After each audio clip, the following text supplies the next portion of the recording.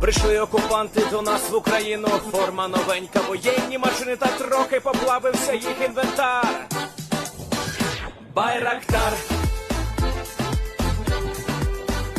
Байрактар.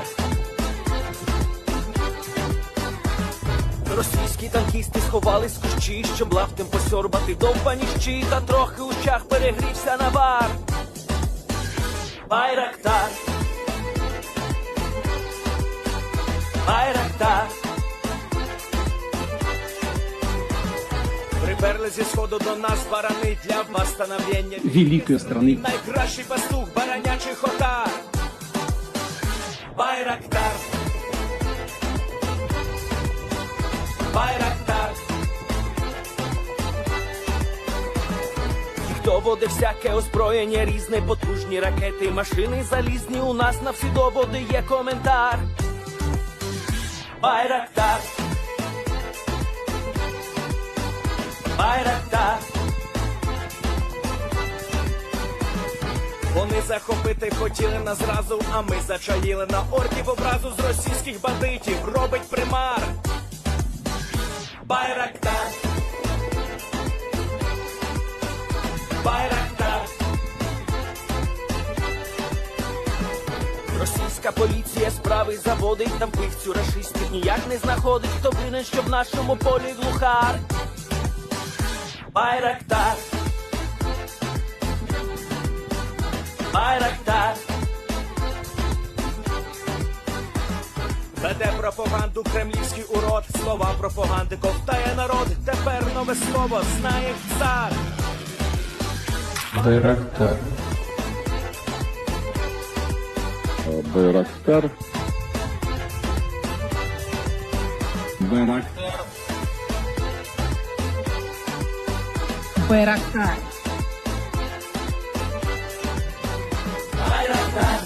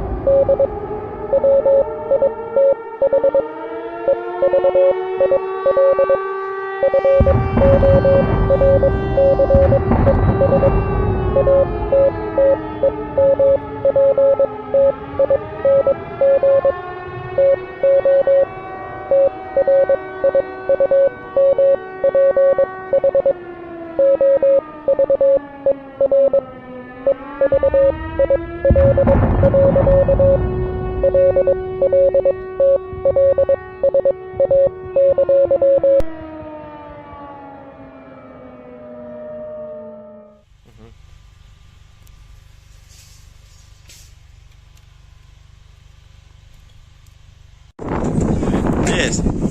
The Leaf Spring Army sends its regards.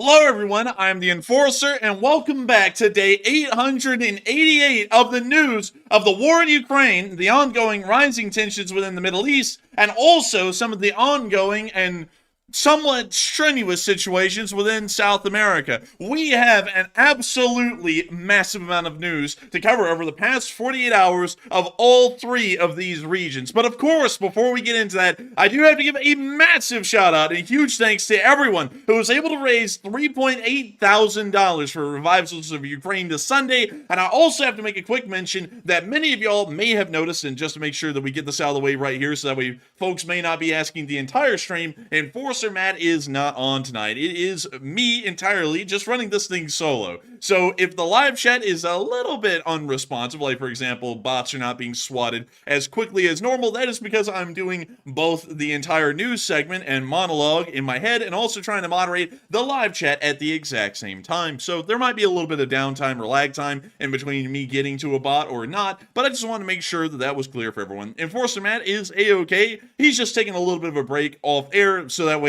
he can get recharged and hopefully come back and start running this channel, hopefully here really soon. But beyond that, we do have massive amounts of news. I mean, it's incredibly large. And of course, to cover some of our top stories of the night, we have heard that the Israelis have started to conduct large airstrikes within the area of southern Lebanon, even all the way up into the area of the southern suburbs of the primary city, the capital of Lebanon, Beirut, with some Hezbollah leaders being knocked out and killed within the past 24 to 48 hours. Meanwhile, Hezbollah has returned fire, firing off a series of unguided rockets across the border and into northern Israel, trying to strike and knock out Israeli citizenry and also some, in very minor instances, Israeli military targets, according to reports that we were able to get on the news today. We were also able to hear that within the area of Jerusalem, the Israelis were able to confirm that they were the ones to be conducting the airstrikes within the area of southern Lebanon and that they were attempting to wipe out and kill Hezbollah commanders, and stated that if any further escalations are conducted, it is going to be because of Hezbollah and not Israel. At the same time, we also got to hear breaking news, that the United States is backing Israel 100% at the moment, according to the Secretary of Defense, and that they will be ready in a material and physical form to prepare for a defense of Israel and to join them in any efforts that they may be undergoing in the Middle East. And we've also already gotten reports of U.S. forces that may be making their way into the area. Not only that, we were also able to hear major news from Iraq, as airstrikes appear to be occurring at this very moment by U.S. forces, once again just east of Baghdad, within the area of Jisr Diyala, or in the area largely of Madan, and it appears that the United States forces are apparently trying to knock out and destroy terrorist forces, or proxy forces, that are operating within the areas of Syria and Iraq, possibly as support for the Hezbollah, well, not for the Hezbollah forces, Israeli forces that are soon to be fighting Hezbollah, or in support of their own forces, as we have heard a direct statement that apparently this was some sort of a perimeter defensive action by U.S. forces based off of very concerning reports coming out of those regions. Meanwhile, in the area of the southern Arabian coast, we've also been able to hear a report from U.S. CENTCOM today that the Houthis are once again active and attempting to destroy merchant shipping in the area, as the United States Navy has engaged and destroyed 3 service drones launched by the Houthis today from Al Hodeida. At the exact same time, up in the area of the Russian Federation, we've been able to hear of a massive and crippling fire that has occurred at a major military factory inside of Yekaterinburg. Not only that, we have also been able to hear of major strikes occurring around the city of Kursk, and at the exact same time, the Ukrainian armed forces have been fighting doggedly on all fronts to stop any Russian advances and to inflict as high of casualties as they possibly can, and it does appear that those defensive efforts have been going incredibly well. We have also seen that within the area of Venezuela, large uprisings have occurred against Maduro's government, as it appears that the public and the citizenry of Venezuela have had enough and may be actually taking up arms against the Venezuelan government slowly yet surely to try and attempt an overthrow of Maduro's regime within the area of Venezuela. But nevertheless, we are hearing absolutely major amounts of news from every single corner of the globe, and that is just kind of the general overview. We have a lot to talk about tonight, loads to talk about, and we're already going to be getting on into the Middle East as of right now, as this is probably some of the largest and fastest developing news in any corner of the world currently, and it does appear that things are still starting to spiral towards a regional conflict here in the very near future. From what we have been able to hear just in the early hours of this morning, bombs, or the reports of explosions from bombs was heard within the area of southern Beirut, and we were immediately getting reports that apparently Israeli airstrikes may be attempting to conduct bombing campaigns within the area of the southern regions and suburbs of Beirut, and that they were attempting to try and wipe out and destroy certain Hezbollah commanders. We were able to see picture evidence and video evidence of the strikes that occurred. This one picture is actually showing the smoke coming off of one of the explosions of one of the Israeli bombs today that hit within the southern suburbs, and we were able to see later on that the damage was fairly significant. We were also able to see another clip from the ground nearby to the explosion showing the smoke that was coming off of the building that was hit, and giving us a very clear idea that there had been a major strike that was conducted within the area of southern Beirut. At the exact same time, we were also able to get another fairly decent picture, once again showing this specific strike within southern Beirut, once again a lot closer to the explosion than our first picture, and giving us a little bit of an idea that apparently this was quite within a very populated area. We can see that there was normal civilian traffic or traffic of Lebanese citizens within this area as due to the parked cars right when the airstrike happened. We did know that this airstrike was coming. The Israeli government actually informed the French government several days before that there would be major bombing campaigns within the areas of the suburbs of Beirut, and it does appear that this may be the very cusp or the beginning of these airstrikes being conducted by the Israeli Air Force. After about an hour had passed since the initial explosions inside of the city of Beirut, we were then able to hear that there was a supposed target that was supposed to have been attacked and killed. This is the best picture that we have of this guy. It is about in 240 pixels, so this could be anyone with a mustache, which also could be Hot Dog Man, but according to the reports that we got, Israeli sources claim that Al-Hajj Mashin, which is this guy right here, a senior advisor to Nasrallah and member of the Shura Council, was killed in the airstrike on Beirut. And in the past, the United States government has actually offered a reward of up to $5 million for information on this person's whereabouts, Al-Hajj Mashin. This is a very interesting development, and we did hear later on that it was confirmed that he did die in this airstrike. And this is a fairly big event, because this guy right here, from what we understand, was not only responsible for the attack on Majid Shams within the area of the Golan Heights not too long ago, he was also responsible for a bombing attack in the late 1980s on a U.S. Marine force that was also in the Middle East that ended up killing hundreds of U.S. Marines. This is something that is wildly interesting to hear, that apparently the Israelis were able to find this guy and dropped a bomb right on the building he was in. We cannot show the pictures of the building here on stream.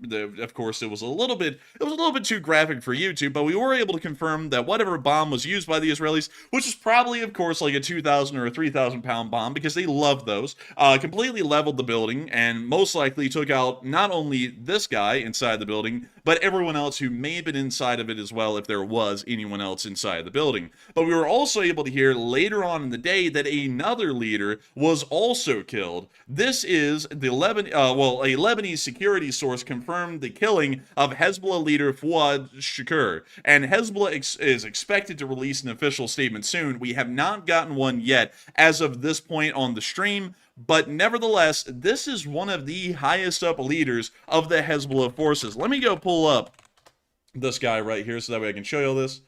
Let's see here. Dang, they don't okay, so I want you all to quickly know, the entire world is been filled with a storm on this news, because this guy is actually really high up. So let me see if I can find this guy. Here we go. So, here we go. Here's the guy, right here. Sometimes spelled Fouad Shukr, also known as Al-Hajj Mashin, senior member of the Lebanese militant organization Hezbollah. A member of Hezbollah's founding generation, he's been a senior military leader in the organization since the early 80s. For over 4 decades, he's been one of the group's leading military figures and is a military advisor to its leader, Hassan Nasrallah. This means that pretty much the right-hand man of Hezbollah was killed today within this airstrike in the area of southern Lebanon. A massive success and a huge step forward, not only for the Israelis, but really for the Western world as a whole, as Hezbollah has not only been conducting armed operations against the Israelis, but they have been conducting armed operations against Western forces in the region and the United States specifically. This means that with the death of this right-hand man, one of the top leaders within the Hezbollah alliance, things may be shifting rapidly. We may see several things happen as a result of this. We may actually see that there is a falling back in the region by Hezbollah. This is a little bit unexpected on my end if this was to happen, but this is how it would most likely go. We would most likely hear that the Hezbollah forces would start to conduct less attacks within the area of northern Israel to try and draw off the Israelis and hope that further airstrikes wouldn't wipe out even higher up top commanders, a lot like this guy. This may actually lead to a cessation of hostilities. However, if we have anything to go off of in the past, we do know that usually when Hezbollah commanders are killed, Hezbollah actually ramps up their activities and they become a lot more active and a lot more violent against the Israelis in the aftermath. The greatest example of that was the Damascus attack that was conducted by the Israelis, where they ended up wiping out a slew of Hezbollah commanders, and not only that, they ended up striking an area around Baghdad as well, within the area of Jisr Dilal, you know what, the area of eastern Baghdad. That will be a pretty good way to put that, but they still conducted an airstrike there as well, which ended up taking out a very large number of Hezbollah leaders, and each time we saw that Hezbollah actually ended up conducting stronger attacks against the Israelis than they had in the past. Going off of that, I'm expecting that we will most likely see even further hostile actions by the Hezbollah forces coming in the next few days, and this will probably lead the Israelis to say that they will be conducting a defensive action by preemptively invading southern Lebanon up to the banks of the southern Litani and trying to wipe out Hezbollah forces within that area and possibly extending that campaign further north into the remainder of the country as time passes. We were also able to hear that as of today, further Hezbollah strikes have already been conducted within the area of northern Israel, and it does appear that the Israelis are going to be pressed with a pretty tough option here in the very near future. But we were able to see some pictures here and proof of the Hezbollah rockets that were fired into northern Israel. From what we understand, this rocket actually ended up landing somewhere within the area of northern Israel, right along the border area where there is currently a mandatory evacuation zone. So if you're an Israeli citizen living within the area, you pretty much have to be evacuated. There really is no option. But right now at the moment, we understand that one of the places that is getting hit the heaviest by Hezbollah attacks is the area around the city of Kiryat Shimona here in the northern area of Israel. This area seems to be one of the heaviest that is being stricken and hit at the moment, and from what we understand, there is also a decent amount of Israeli forces that are being built up within the specific area of northern Israel in an attempt to start a ground invasion moving northwards into the area of southern Lebanon. It still seems as though Hezbollah has not backed off as of our current information, and we will be waiting to see if they ever do back off or if they really start to ramp up their efforts and actions. We already know that the Israelis have put out a lot of information about the strikes that they conducted today, and we actually have two sources that we put near Jerusalem confirming that the strikes that were conducted in southern Lebanon today were in fact Israeli. And we also got a lot of additional information before we even went on air. We were able to hear that the aircraft that were used, the only aircraft used in the Beirut strikes, were actually F-35I Adirs, the Israeli variant of the F-35 aircraft, the stealth aircraft, that has been sold in massive numbers to multiple Western aligned countries around the world. I'm trying to see really quickly if we can get a picture of an F-35I Adir for y'all, because they are actually just a little bit different than the normal F-35, and let's see here. Here we go. We'll go to this. So this is an F-35I Adir. This is the specifically made, the purpose-built F-35 for Israel. It is a little bit special because the Israelis actually requested that their F-35 be customizable. Kind of like a pimp my ride kind of a thing, if you know what I mean. But nevertheless, this aircraft is actually very competent and very capable. Much like the rest of the F-35 class of fighters, this one has a lot of amazing attributes that no other aircraft in the world currently really possess in the way the F-35 does. A lot of people have been saying that the F-22 Raptor is truly the best stealth aircraft in the world, and as far as air superiority fighters are concerned, the F-22 really is the best aircraft in the world so far. I don't really think that's even up to contest. The next best one is the J-20, and the J-20, from what we understand, does not have as small a cross-section as the F-22, which does mean, hypothetically, that some Western radar systems, like the Patriot, may possibly be able to pick up the J-20 Dragon on radar. We don't really know that for certain yet, because we haven't been able to see one get picked up on radar or get close enough to an active Patriot for it to get picked up on radar, or for it to fail to get picked up on radar. But the F-22 Raptor is probably one of the best air superiority fighters in the world, but it is by far the worst multi-role aircraft in the world. In fact, it's not even a multi-role. It is purebred air superiority that is built into the design of the F-22. The F-35 is the first and only currently serving multi-role fighter that is stealth capable in the entire world. The F-35 does a pretty good job at that as well. It is able to carry a great deal of air-to-air weapons within internal, I guess you could say, doors of the aircraft on the sides, and it also is able to carry a decent amount of ground ordnance in there as well. And let me see if I can show y'all a picture here of an F-35A carrying a B-61 nuclear gravity bomb inside of its bomb bay.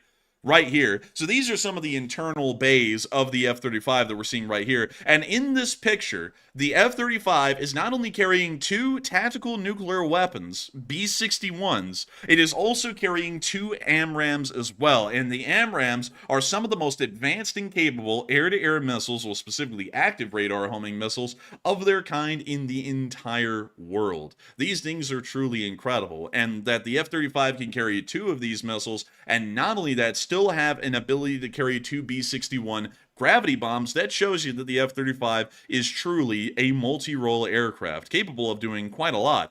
But the F-35I Adir, which is the Israeli variant of the F-35, is also capable of some pretty impressive and amazing feats as well, much like the normal F-35A that we're seeing right here. And those were the F-35s that were used today to be able to conduct this strike on southern Beirut. From what we know, these F-35s probably carried their ordnance within the internal bomb bays, dropping them miles away from the target and most likely allowing them to glide onto the target and hit them. From the precision of the accuracy, we do know that these were not gravity bombs. These were some sort of a guided bomb or a glide bomb, like a GBU-39, that was used to hit the building and knock it out. It was a wildly successful hit. A very precise strike, unlike some of the strikes that we've seen in other places like in Gaza, where it seems like sometimes the strikes are pretty guided, but usually hitting specific areas. This one was directed, from what we know, at the direct rooftop of the building, because the collapse showed that it wasn't at the foundation of the building where the explosion happened. It was actually on the roof, which appears to be a specific Israeli action, at least for the moment, to try and mitigate any kind of collateral casualties that may occur from an airstrike like this. But nevertheless, while the Israelis are appearing to already try and knock out Hezbollah commanders in the area, the United States is being met with its own problems within the region, or at least starting to conduct its own reprisals against Iranian-backed proxies within the area of the northern Middle East, as we have conducted an airstrike around the area of eastern Baghdad today. We were able to hear a few hours ago reports of American airstrikes and also a picture of this airstrike happening at the Iranian-backed paramilitary base in the Babylon Governorate of eastern Iraq, near the capital of Baghdad. We actually geolocated this specific base a little while ago on this channel, and we believe that it was actually about right here.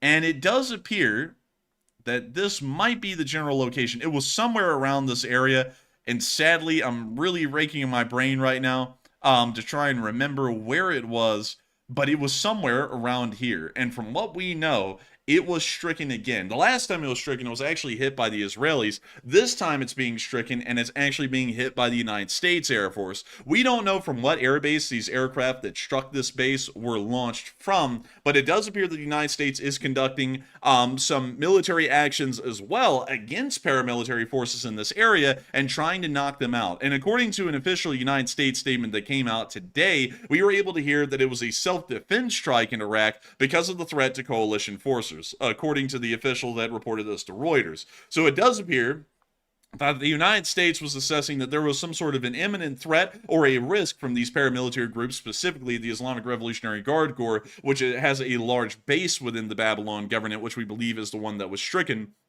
It does appear that that was probably going to start posing an imminent threat to U.S. forces somewhere within the area of western Iraq or within central Iraq, and so the United States made the preemptive decision to strike them before they would pose any kind of a major risk. So it does seem as though the tensions are, of course, rising within the northern Middle East, but at the exact same time, we're also hearing that things are starting to flare up again within the southern strait of the Red Sea, as the United States CENTCOM was able to report today that 3 Houthi naval drones were destroyed. This actually came directly from U.S. Central Command today, and we were able to hear their update. In the past 24 hours, U.S. Central Command forces successfully destroyed 3 Iranian-backed Houthi uncrewed surface vessels in the Red Sea. It was determined these weapons presented an imminent threat to the United States, coalition forces, and merchant vessels in the region. These actions were taken to protect freedom of navigation and make international waters safer and more secure.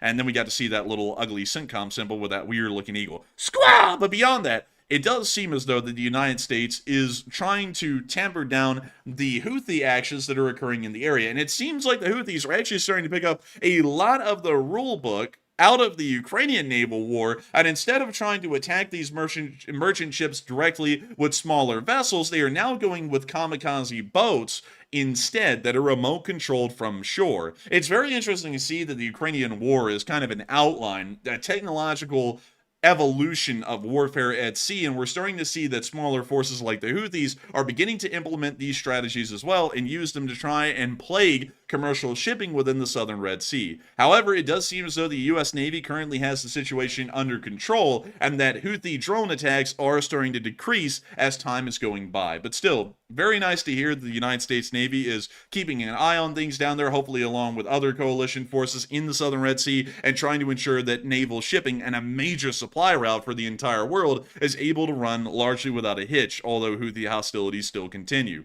We have also been able to hear, on top of those actions by the United States in Iraq and in the southern Red Sea today, that the United States has made an official statement that they are going to be backing up and supporting Israel in any situation that may come. And this actually was a direct statement from the United States Secretary of Defense today. According to the Secretary of Defense, he was asked if the U.S. would come to Israel's aid if it were attacked by Hezbollah in the north. And the Secretary of Defense responded, if indeed Israel is attacked, the United States will come to assist in defending itself.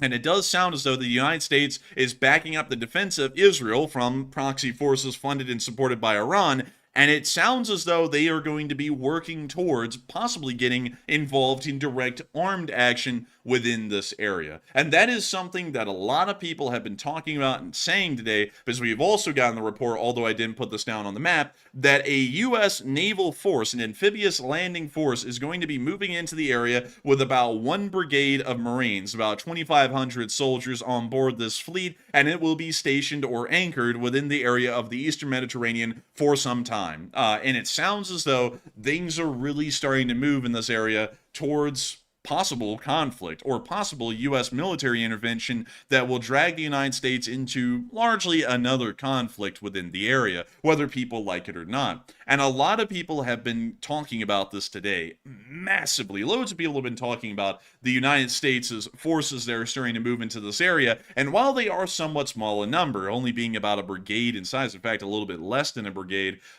maybe some sort of an amphibious task force made up of multiple battalions. It isn't exactly a brigade strength, because usually a brigade is at minimum about 3,000 and at a maximum of about 5,000 to 6,000. But from what we can tell, they are starting to move in some sort of amphibious task force or a Marine Corps task force along with an amphibious landing force into the area to possibly assist Israel while further reinforcements arrive if a full-on conflict was to begin and then it was to devolve into a regional war.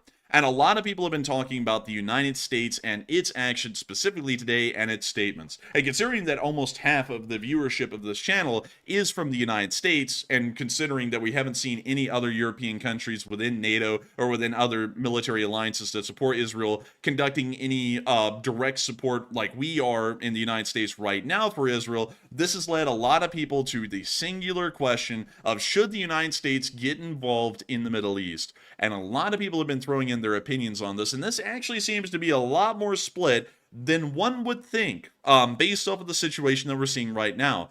Some people are saying, yes, the United States should get involved in the Middle East right now. Others are saying, no, the United States should not get involved in the Middle East, and we should in fact stay out of this decision at the moment. Others, the largest group of y'all, are actually saying that we should only get involved if it is necessary, and although that's more so leaning towards yes than no, and some are unsure and undecided on this matter, but a lot of people have been weighing in on this, and there are some equal arguments to be made for each one. From what we understand, a lot of people who are saying yes believe that the situation has gotten too far in the Middle East and that something should be done to stop Iran's proxies and Iran from continuing to wreak havoc on U.S. and Western interests within the region and to slowly erode our security interests to the point that the United States is practically forced out of the Middle East and the Iranians and the Chinese are able to swoop in and largely gain control over the entirety of the region. Those that are saying no may be reminded off of the U.S. mistakes that were conducted within the areas of Afghanistan, within Central Asia, and within Iraq in the area of the Central Middle East, and maybe believing that another conflict or any sort of military intervention by the United States may be drawing us into a second Iraq or Afghanistan, one that may go on for a never-ending amount of time, and that the United States may never really be able to withdraw from. But a lot of people are also saying that the United States should get involved only if necessary. Some people, most of these people, are probably reminded of the U.S. Mistakes that may have been made in Iraq and Afghanistan. But at the same time, we're seeing the aggressive actions that are being taken by the Islamic Republic of Iran and are believing that something must be done to stop them from further eroding Western interests and Western forces in the region until they are able to secure an advantage and practically push us out, making sure that everyone in the Middle East will most likely move towards a Chinese sphere for security assurances and protections in the future, which could be massively detrimental to Western interests in the future, but at the same time facing the unfortunate reality that the United States may get caught up in a fairly long conflict within the area. But it is still a very interesting question, and to be honest with y'all, on my opinion, I would say that the United States actually should get involved in the region. Now, that makes up only 32% of y'all. 28% are saying no, 37% are saying only if necessary. I would say that it really is necessary at this point that the United States gets militarily involved. The Islamic Republic of Iran is continuously supporting and promoting proxy forces within the region to slowly try and degrade Western influence and Western interests within the region, and to also try and wear down and wipe out Western aligned countries within this area as well. That doesn't just include Israel, and Israel is largely the tip of the iceberg and the easiest one for Hezbollah and Hamas to be able to try and target and attack. But other countries that would come under the line of fire in the future, and there are some that already are, it's just that people don't see it that way, Jordan would be the next country in the line of fire. Jordan is a country that is pro-Western all the way. And as a matter of fact, during the Iranian drone and missile attack that occurred several months ago, Jordanian military forces actually engaged and destroyed a large number of incoming drones and missiles that were flying towards Israel before Israel ever even got a chance to fire on them. They would be next, and we would see that the Iranians would begin to try and whittle down and knock out Jordan as well. Another country that Iran has already been working on for an incredibly long time and attempting to destroy is Saudi Arabia, interestingly enough. And this is one that is actually pretty interesting from a aspect. In 1 second, I'm going to try and get rid of some bots to make sure that we keep this thing nice and good right here. But one country that has been actually under attack for quite a while is Saudi Arabia. And a lot of people don't know this, and this is something that we have to talk about a lot given the history of the region. I kind of have to get into a little bit of a rabbit hole to explain this whole thing, is that Iran and Saudi Arabia actually are not friends. A lot of people believe that the Middle East is really it boils down to this: the Jews in Israel versus the Muslims in every other country. And a lot of people look at it in that kind of a two-dimensional aspect, that it is an ideological warfare on an ideological war on that level. But the Middle East is actually far more complex than that when you look below the surface. It is not only an ideological war of a sort in between Israel and some other Islamic nations within the region, it is also an ideological war in between Saudi Arabia and the Islamic Republic of Iran, which are two Islamic countries, but both have different religious sects that are the majority within their country. The Islamic world largely is divided into two different sects of religions. One is the Sunnis and one is the Shia. And the Shia, and let me make sure to get the map here so that way I can make sure that I get these correct. And so let me see here. And so this map does not make that clear. Hang on, everyone. I want to try and get a good map.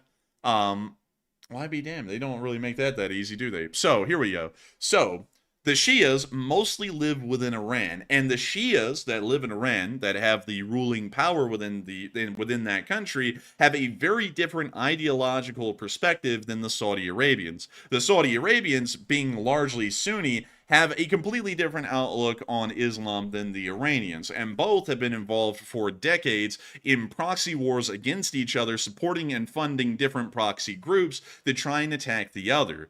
We've actually seen, as a matter of fact, that the United States has funded and supported Pakistan to be able to try and raise their own proxy forces to fight in Afghanistan against the Soviet Union in the past, and also against Iran as well, and to try and prop up some possible uprisings within Iran in the meantime through Pakistan by proxy. This has all been something that has been going on for decades, and Saudi Arabia is under fire at the moment by an Iranian-led proxy that is trying to attack Saudi Arabia. They attack Israel a little bit, but their primary target is Saudi Arabia, and that is actually the Houthis within Western Yemen. Western Yemen and the Houthis are actually a group that specifically was made by Iran to try and overthrow the Yemeni government, create an Iranian-aligned Yemen where there would actually be an amount of ground within the actual Arabian Peninsula that was on Saudi Arabia's border that would actually be able to directly threaten and maybe even directly attack and heavily damage Saudi Arabia going on into the future. That is something that has actually been going on for an incredibly long time, for about 12 years now. And that is something that we have to keep in mind, is that Iran isn't just trying to support and fund proxies that are attacking Israel. They are also supporting and funding proxies that are trying to attack really any country in the region that doesn't align with them, which is really everyone.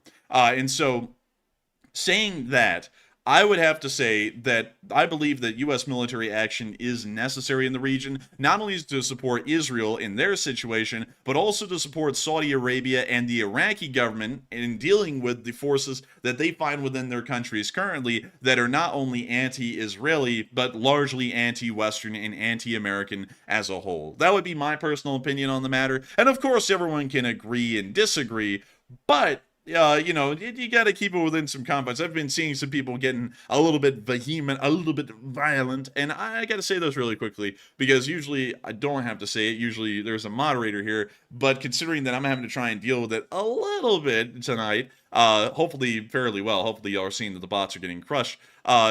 If you disagree, it is perfectly fine to disagree, but if you start cussing me out or cussing out other viewers because you disagree, then you will end up getting banned. We don't allow that kind of rudeness on this channel, because just because you're going to cuss at me or cuss at someone else, it doesn't mean that you win, and it doesn't mean that the whole world's going to change because of that. And so I got to make that a little bit clear to try and dissuade some people, hopefully, that listen to reason on that sort of thing, because cussing me out and cussing others out is not going to be getting your side winning. It's just going to get you banned, and then you won't be able to get in the live chat anymore. So you can agree to disagree, or you can disagree to agree, and do whatever you want, but you just can't get violent or vehement up there in that live chat. But still, a lot of people seem to be split over this topic because loads of people are having different opinions on it. And both of them, I can see all sides. But from what I would say, I still believe that armed intervention at this moment in the Middle East may be a fairly solid move, especially if the Islamic Republic of Iran is getting as violent as they are. And not only that, we do have to consider that they are very close to getting a nuclear weapon as well. And that is something that we should be taking action on a lot sooner, because once they have a nuclear weapon, there's no way to reverse that event. If they have a nuclear weapon, they're untouchable from that point forward. So then if they do something in the future that is so bad that you want to do something to them, guess what? You can't, because then you're risking getting someone nuked in the region, or we're risking getting nuked. And so with that, I hope that does address that fairly well, at least with the news and the events that we have going on in that area. But it is still a very interesting and concerning thing that is going on in that area, and we will be keeping an eye on it as best we can. We are still hearing some reports that the Israeli Defense Forces are continuing to move up into the area of Israel. At this moment, we understand that they have been able to create some sort of a cover force within the area of northern Israel. And to explain what a cover force is really quickly, a cover force is made up of some of the weaker units of an armed force, maybe reserve units or units that aren't really the strongest or the heaviest hitting units within an army, and they are supposed to sit in an area and create a protection for the main force to be able to build up and coordinate their plan, so that way when an offensive moves forward, they won't be subject or prone to being attacked beforehand and destroyed before they can launch their offensive objectives. So the moment we do know that the Israelis have been able to create a cover force within the region to be able to protect a main force while it's assembling a little bit further back in northern Israel. So at this moment, it does appear that the Israelis are still working towards a ground offensive inside of southern Lebanon, but one has not been launched yet, and we will still be waiting to see if one will happen here in the future.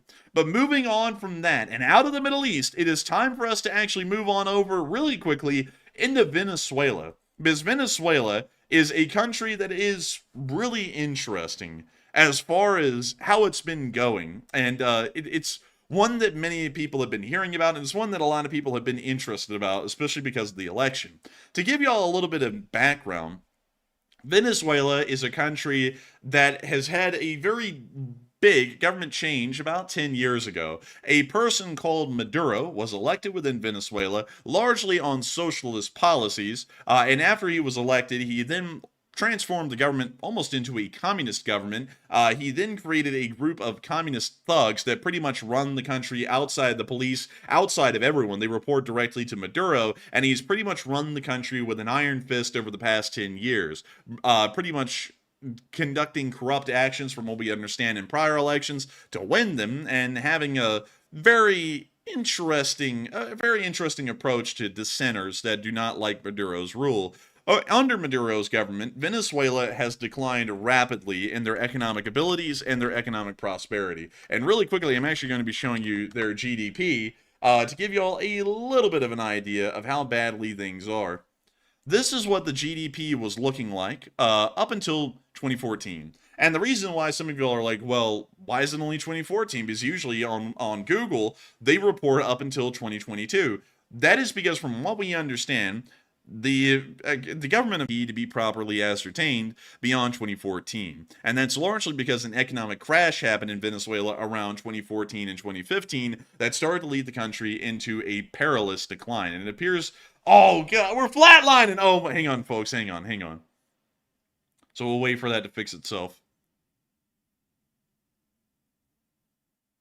Okay, so I think it has fixed itself, so we are now good. But getting back to the whole Venezuela thing, they really stopped reporting any figures to be able to ascertain GDP. And that's because Venezuela doesn't even really trade a lot with the outside world anymore. And so it's really hard to say whether they're doing well or not. I mean, it's actually incredibly rough. But beyond that, what we do want to get out of this is that the economic situation in Venezuela is so bad, they are pretty much completely stopping any reporting on Venezuela, on their economic activity, which I'm sure is giving you a lot of ideas that it's doing so badly that they aren't even proud to even try and report how badly it's actually going. Really quickly, I'm going to try and take this off screen and see if we can get any estimates for what their economic activity may be looking like at this point. And so, let's see here. So, according to Wikipedia, to give you all an idea, so I'm going to show you all this.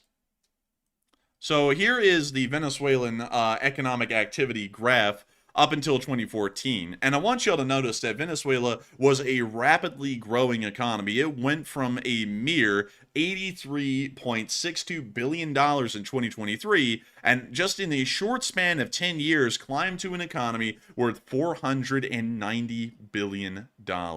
A pretty massive economic growth. It's huge, as a matter of fact, and it is almost an economic miracle. They were growing by massive leaps and bounds every single year.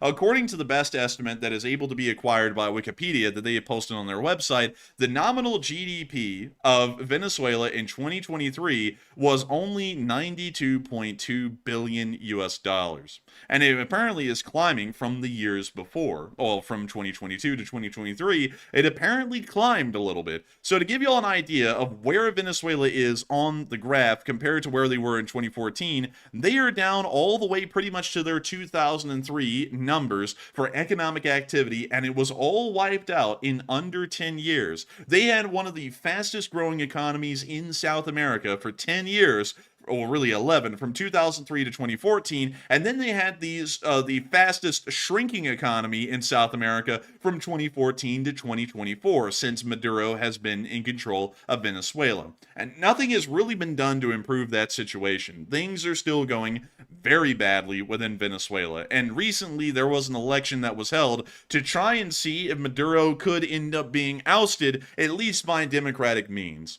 Suffice it to say, there was a lot of proof, we aren't going to be showing it tonight, but we did show it a little while ago, of election fraud that was happening in Venezuela as Maduro's communist thugs that report directly to him started to show up to polling stations and steal ballot boxes on film, and literally take them out in front of the crowds, put them on the back of a motorcycle, and speed away into the night to go throw the ballots off somewhere so that way they could not be counted.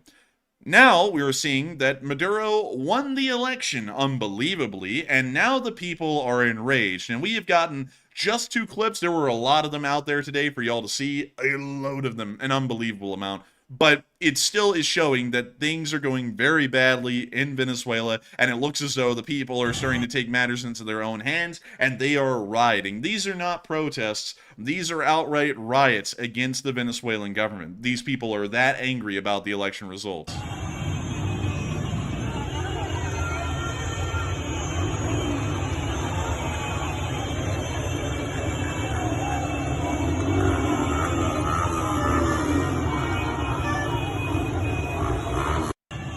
And that's the end of that clip right there. But it is a little interesting to see that so many people are unhappy with the election results in Venezuela. Because based off of what we were seeing with the amount of people who supposedly voted for Maduro, which was close to 60%, I believe, you would think that there wouldn't be a lot of people out here in the streets like this. But it doesn't really look like anyone in Venezuela is a big fan of Maduro winning. We've even seen some other clips that I sadly didn't include tonight, that apparently there was a decent amount of people in the military that are also siding with the protesters as well. They're being brought in to try and put down the protesters, but it looks like they may be joining them. And we've also seen that people are burning down police cars, police stations, and lawlessness is descending over a large part of Venezuela as the uprising is trying to destroy any government institutions that may try and attempt to keep Maduro in power.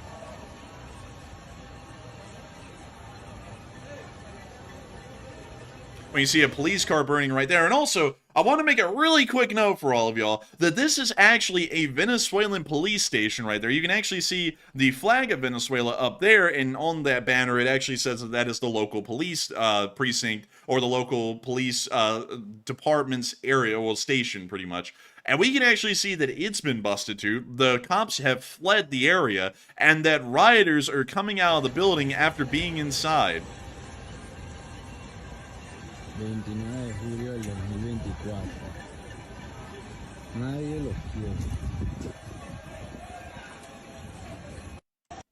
And that is a very interesting to see. Also, really quickly, folks, no politics in the chat. I'm seeing some people trying to throw in politics. That is not allowed on this channel. We do not make domestic political statements in the chat or on the channel, and we also do not promote or denounce different political affiliations and groups. So just want to make sure to put that out there really quickly, because I'm seeing a lot of people trying to throw in domestic politics. So one second, really quickly, let me try and put that down there. If y'all see anyone who's breaking the no politics rule, please let me know at Enforcer, well, at the Enforcer, and then let me know who it is, because that will not be accepted on this channel. We do not allow that, and we're not going to be trying to draw the Venezuelan situation into an American situation, and that's not how we're presenting it on this channel. But nevertheless, it does appear to me to show that apparently the election results were wildly unpopular inside of Venezuela. We do know that there was some clear examples of election fraud happening in Venezuela, and let me try and see if I can go to Twitter here and get y'all a good example of that. And so, let's see here. Let's see here. I want to make sure that we can find a good one. So let me go through our Twitter here really quickly, and let me see if I can find one of the clips. So hang on, that's actually the Venezuelan. You know what? Let me just take y'all through the Twitter really quickly, because there's actually a couple of clips here that I didn't include on our news summary on the map that actually shows y'all a little bit of what I'm talking about. Like, for example, in this riot, the rioters actually surrounded the police and intimidated them enough that the police actually ended up handing over their weapons to the rioters, now showing that these rioters are actually armed. Now you see the police right there.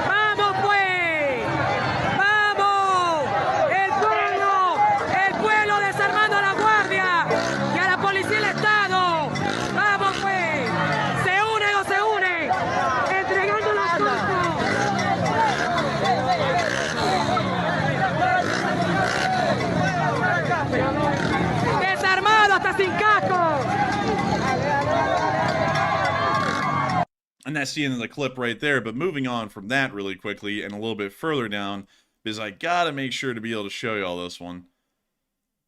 I gotta see here. Hang on one second, folks. I'm trying to make sure that we can find it. Let's see here. I'm trying. Dang, man. This has been going on for a little bit. Wait a minute. Did we not include that? Oh my goodness. We didn't include it. So sadly, I'll have to summarize the video because apparently we didn't even repost it on Twitter. But outside of a polling station later on in the night during the election, we actually saw that some of the communist thugs that were a part of Maduro's government showed up to a polling station with firearms, walked into the polling station. We saw them then come out with the ballot boxes. They had 2 of them. They loaded them onto the back of the motorcycles, and then they drove off. Kind of slowly, but they still drove off, and they pretty much just completely stole the ballot boxes out of that one polling area. And then we saw several other videos that were similar to that, or where voters were being intimidated to try and vote for Maduro. We have seen that several times on video. Sadly, I didn't even get any of them, so I hate to say this, but you're going to have to trust me, bro, on that, and hopefully we can try and find those later on in the future to show y'all what we were talking about right there. But nevertheless, it does appear that there was a decent amount of fraud. And it looks like a lot of people may be believing that as well. There are some people in the chat that were saying that that's not the case. There was no election fraud that happened in Maduro's Venezuela, because Maduro is a nice, upstanding guy. It's not like he has had 10 protesters and rioters killed over the past 24 hours by his own orders. It's not like that's happened. He's a very honest and upright and upstanding person. And let's see here. Seen some people saying that apparently people are lying about that. I'll find the video clips and I'll show them, because it's not like video clips lie. We use video in picture evidence on this channel. If we ever see something on video, it did happen. But it does seem as though a lot of people are not a big fan of believing that the elections were legitimate. That is quite shocking, especially considering that the country is run by a dictator. Many people would assume that the elections would be wildly fair. But nevertheless, 88% of everyone on the stream believes that the election in Venezuela was not fair. 5% believe it was, and 7% said maybe. And that 7% is very lenient and saying it's just a little fair. And let's see. And so I would have to say that it seems as though a lot of people are not a big believer that Maduro's government held a fair election within the country and was actually voicing the concerns of the people, and it does appear that the election, according to many, may have actually been stolen by Maduro's government, which would not be that shocking, at least in my opinion. But still, it is very interesting to see that that a lot of people are believing that the elections were not real and that they were indeed a farce, a fabrication of Maduro's government, because I would also have to agree with that as well. Because I would have to say this, because a lot of people, a lot of people are pro-Ukrainian on this channel, and a lot of people have been watching this channel for Ukraine war news for a very long time. And while we do cover world news, kind of like we're covering tonight, along with Ukraine, many people saw that the election in the Russian Federation was clearly a farce election, and that there was a lot of election interference by the Russian government to make sure that the results turned out a specific way. We'd also have to believe that the same thing is done inside of Venezuela, like it is in any country that has any sort of a dictator like Putin. Usually they are not able to keep power by raw favor with the public alone. No leader is ever that popular to be able to do something like that. Even some of the most successful democratic leaders eventually, or democratic leaders within democratic countries, ended up losing favor with the public and being voted out. The United Kingdom is about the best example I can give, because in the United States, there are term limits, especially on the president of the United States, which is 2 terms since the death of Franklin D. Roosevelt. So we really can't get an idea if a president would have really lost their popularity after a while, because most of them end up getting 2 terms and then they don't get a 3rd term, because by constitutional law, they're not allowed a 3rd term. So they just end up, having to leave. Some of them leave wildly popular, others not so much.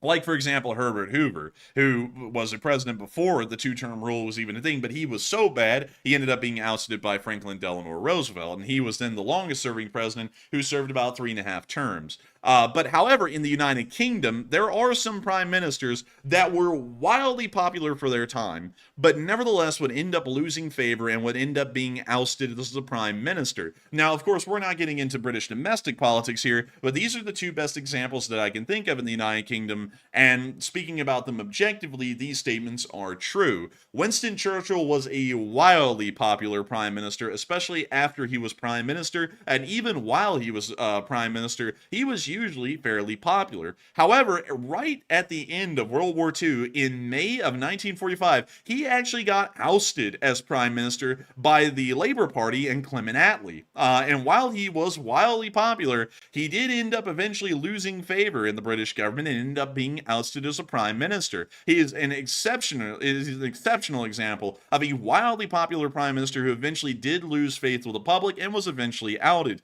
Another one of the longest serving prime ministers, at least in the 20th century of the UK, and this may be a controversial figure for some, but just hear me out. It's not about the figure, it's about the statement that, eventually popularity does run out. Margaret Thatcher was one of the longest serving prime ministers within the modern UK's history. And even Margaret Thatcher, as popular as she was at certain points during her tenure as prime minister, ended up being ousted because she eventually lost popularity and was thrown out. Of course, replaced, I think at the time she was replaced actually with another conservative prime minister, but then later on, I think it was a Labour Party prime minister. But nevertheless, those are 2 great examples in modern British history where we saw that 2 prime ministers that were wildly popular at times did eventually end up losing favor and eventually got ousted because they became unpopular with the public. It shows that winning a popularity contest in government isn't something that can be done forever. And the fact that Maduro has been the president for 10 years, and then he won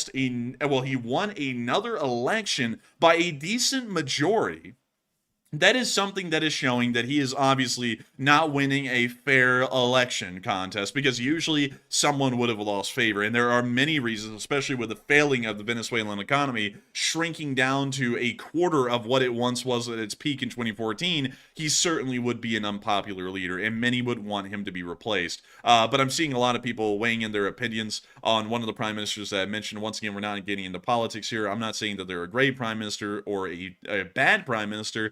I'm just saying that that was one of the longest serving prime ministers in modern UK history. And of course, it shows that even she lost popularity in the end, even if she was popular for her time. But still, the Maduro government, I would assume, is of course an illegitimate one at this point, and that the election was most likely rigged for Maduro to win. It's usually how it runs in dictatorships, like the Russian Federation, like the Chinese, the communist Chinese, and also within Venezuela as well. We would figure that it is the same. But moving on from that, and on into our next bits of news, we actually have to move on into the Ukraine war news. Finally, it's taken a little bit. It's taken about an hour and 4 minutes to get to this point, but we still have absolute loads of news to cover. And of course, we actually have a good amount of interesting questions as well. And so really quickly, getting into those, our first question of the night actually goes to Purple Gerbil, who threw in a 50. Hey! And I gotta say, thank you so much for the support. And Purple Gerbil said, for the LSA, smash that like. And he said, do you think other G7's nations should assert themselves in the Middle East or other difficult regions? That is a very interesting question, Purple Gerbil. And first off, I gotta thank you massively for the support and helping this channel to keep on running. It's, of course, folks like you who helped to keep this channel running, and if it wasn't for folks like you who enjoyed it and supported it, I wouldn't be able to make sure to keep this channel running. Some of y'all may be noticing, once again, because now that it's an hour in and many more people have joined us, some of y'all may be noticing that there is no input from anyone else tonight on stream. There's no one else talking, it's just me, and that's because I'm here entirely on my own tonight. I am running the stream single-handedly and trying to get everything out to y'all as it goes. And so it has been a little bit of a difficult night because of that. You know, I have to be able to moderate the live chat as best as I can, and at the same time try and keep the news running and talk about it at the same time. So I'm doing Enforcer Matt's job and mine simultaneously, also running polls and everything. So it is quite a decent bit of work tonight. And so I gotta say a huge thank you for the support, because you're helping me to make this thing entirely possible on my own tonight, without any assistance from anyone else, whether it be Enforcer Matt or anyone for that matter. It's just entirely me tonight. Some people, and really quickly, 1 second, everyone. Sorry, everyone's telling me right now that there is some breaking news that just came out, and I'm going to make sure to be reporting that. And so, let's see here. And so, we actually have official confirmation that ISMAIL HANIYEH and one of his bodyguards has been killed after their residence in the Iranian capital of Tehran was targeted in an unknown attack. A mansion within Tehran, Iran, was just stricken moments ago, literally 10 minutes ago, and it appears that ISMAIL HANIYEH has been killed in this attack. It is already being reported at this moment, and let me make sure to try and put that down. Sorry, everyone, I had a hard time talking right there. And HANIYEH, dead. And so we're going to put that down right there on the map for everyone to reference a little bit later, but let me go and try and get y'all a little bit of information about ISMAIL HANIYEH. And so, ISMAIL HANIYEH. And so let me go here. And so here we go. ISMAIL HANIYEH was a Palestinian politician, to believe the chief political leader of Hamas, which governed the Gaza Strip from 2007 until his death in 2024. And this is massive news. This is breaking news at the moment, because he is the current chairman of the Hamas Political Bureau, and he supposedly lived within Qatar, but he had a second mansion within Tehran, which was just stricken 10 minutes ago, and he is now officially dead along with a bodyguard. This is some of the biggest news that has come out at the time. This is the top leader. This, by no means, this is no minor member of the Hamas group. This is the leader of Hamas. He is pretty much the guy who's been calling the shots behind the scenes for everything that goes on with Hamas from the Islamic Revolutionary Guard Corps. He is pretty much the guy that sends all of the orders down into the rest of Hamas. He is now officially dead. From the initial report that we're getting at this very moment from OSINT Defender, apparently his residence inside of Tehran was stricken by an unknown drone. We don't know where that residence is at this exact moment, but he is in fact dead. This is huge news. We're going to be seeing really quickly off screen if I can find anything extra.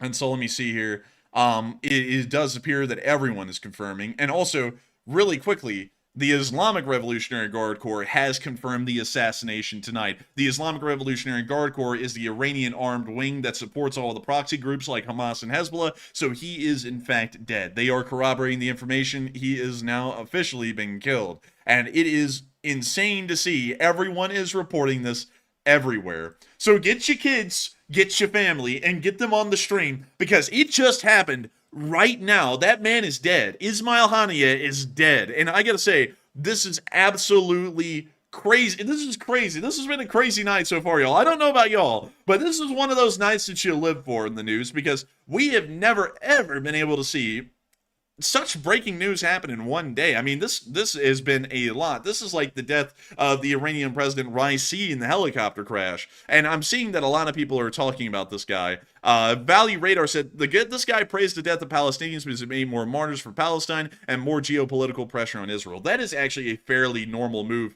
for Hezbollah and Hamas, and they usually like to try and make martyrs out of anyone who gets killed anywhere for any reason. And we could see, let's see, hide your kids, hide your wives. Yeah, that's a good one. Oh man, I remember that song. And let's see, even Wikipedia has this date as his death. That is true. Wikipedia is very quick with that. And let's see, this pair is deceased. He dead. Fafo. This is crazy news. It really is crazy news. I mean, let me go over here and click on this so that way we can make sure to keep on this for a minute. And also, yeah, that's what Enforcer Matt was off air for tonight. We were the ones who did it. I'm just kidding about that. But let's see. The gates of hell have traffic. Andy L said, where's Matt? He's taking the night off for tonight. And Darkshine the Kid said, what did I miss? You just missed it. Ismail Haniyeh died while we were live on air. He just died about 10 minutes ago and is being reported everywhere. The entire world is blowing up with this news. The leader of Hamas is dead as of right now. And let's see here. And how can he be? I'm sure Meat Chunk is gone. Boom shakalaka. I like that one. I like boom shakalaka.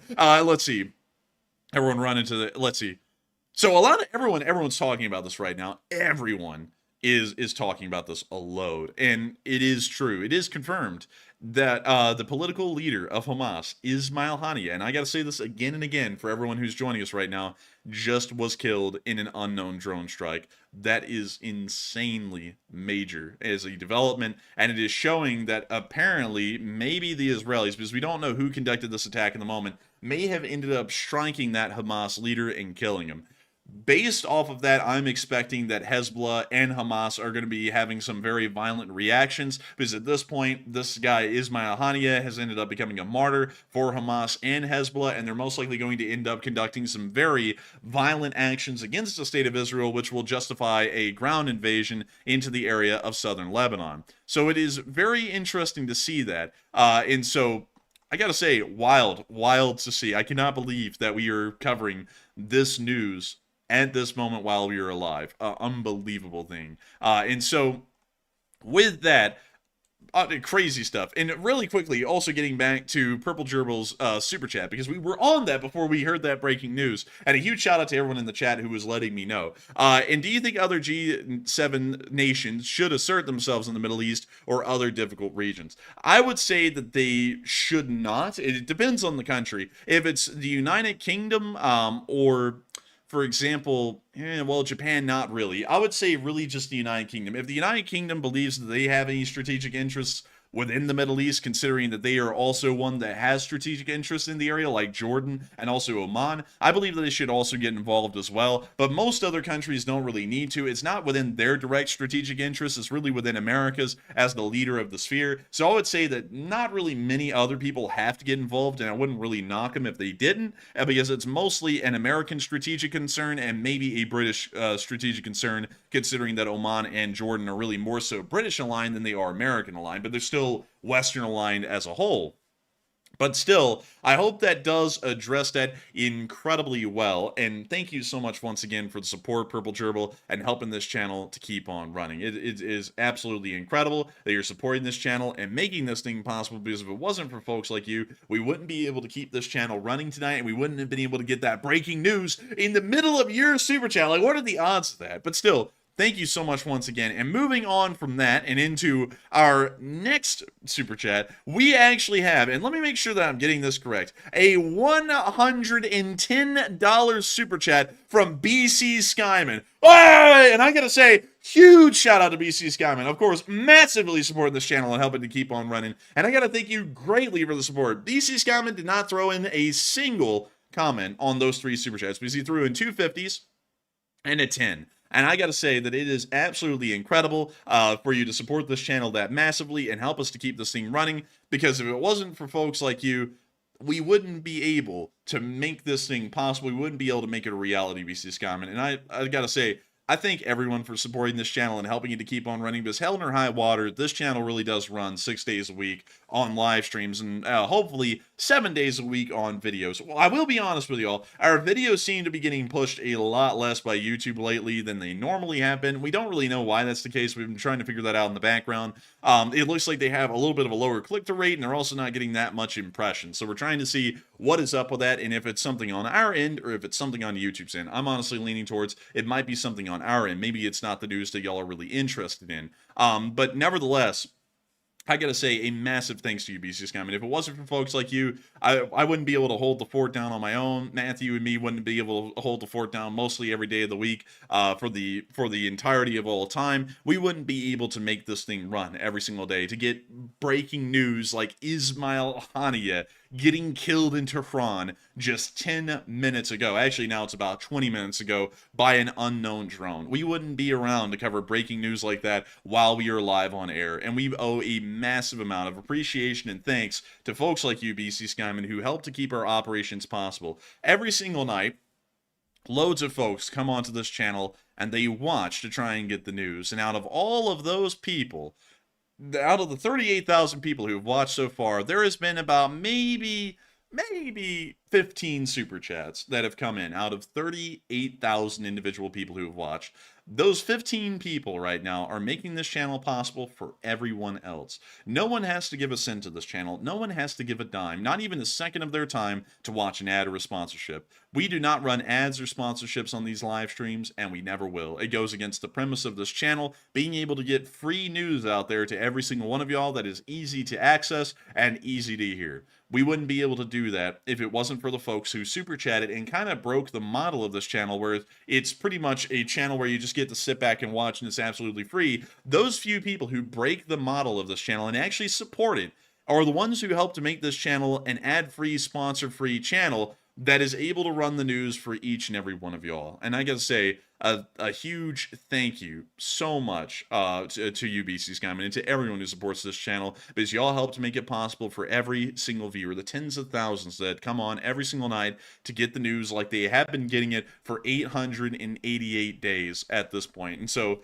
a massive thank you so much to you once again, BC Skyman. I hope that addressed that incredibly well, and thank you for being an absolute old guard and a legend of the Lee Spring Army. And so with that, we are on to our last question of this segment, which is actually from NDL. And he threw in a 50 as well, and he threw in a little Shiba Inu with like sparklers, and it says, "You're amazing." And I gotta thank you so much, NDL, for the support, because you're amazing. Everyone in the Lee Spring Army is truly amazing. An incredible group through and through. And I gotta say that it is really something tonight. I've gotta say, it is incredible to see everyone in the chat tonight being incredibly kind, incredibly supportive. I've, of course, had to make a few comments, but that's generally because I'm running the thing on my own, so I really can't type them in the live chat like they normally would be typed. But still, one second. Actually, let's see. That is a good point, Sammy J. One second, everyone. Sammy J said, I'd update the title with that kind of news. You know what? We should. Let's see. Leader of Hamas. Yeah, let's see. Leader of Hamas. YouTube doesn't really like that word. Leader of... you know what? We have to put it. Declared dead. Wait, no. Killed in drone strike. That's killed in... let's see. Leader of Hamas, dead. Dead in Iran. There we go. And we'll put that right there. And so, thank you so much, Sammy J, for saying that. That's a pretty good idea. But beyond that, I've got to say a huge thank you so much, Andy L, for the support and helping this channel to keep on running. Because if it wasn't for folks like you, we wouldn't be able to make this thing possible like it is tonight. I got to say that everyone in the Lee Spring Army is truly amazing. They're absolutely incredible, and it's just unbelievable, absolutely amazing stuff that folks like you support this channel and help us to keep this thing running. Because if it wasn't for folks like you, we wouldn't be able to make this thing a reality. We wouldn't be able to have done this for 888 days. We wouldn't be able to do this well on into the future. And so a huge thank you so much once again. And before we move on, I think I'm going to make sure to change that title. So leader of, and let me change that. Leader, let's see. You know, let me just put in his name. ISMAIL HANIYEH. We'll put that right there. There we go. Okay, so with that, I hope that does address that fairly well. And thank you so much once again for the support, Andy L. And with that, we're now moving on into our Ukraine war news. And we have some Ukraine war news. I mean, we have an absolutely incredible amount of news on that tonight. And we're going to be moving into it right now. And so moving on up into the area of Yekaterinburg, we've been able to see probably one of the biggest and most important fires to ever happen within this city. Let me show you all the first one that we got of this nice fire, this delicious, beautiful fire. It happened on a defense plant, but it wasn't just any defense plant. I'll tell you all what it is in a second, but that fire was burning quite nicely.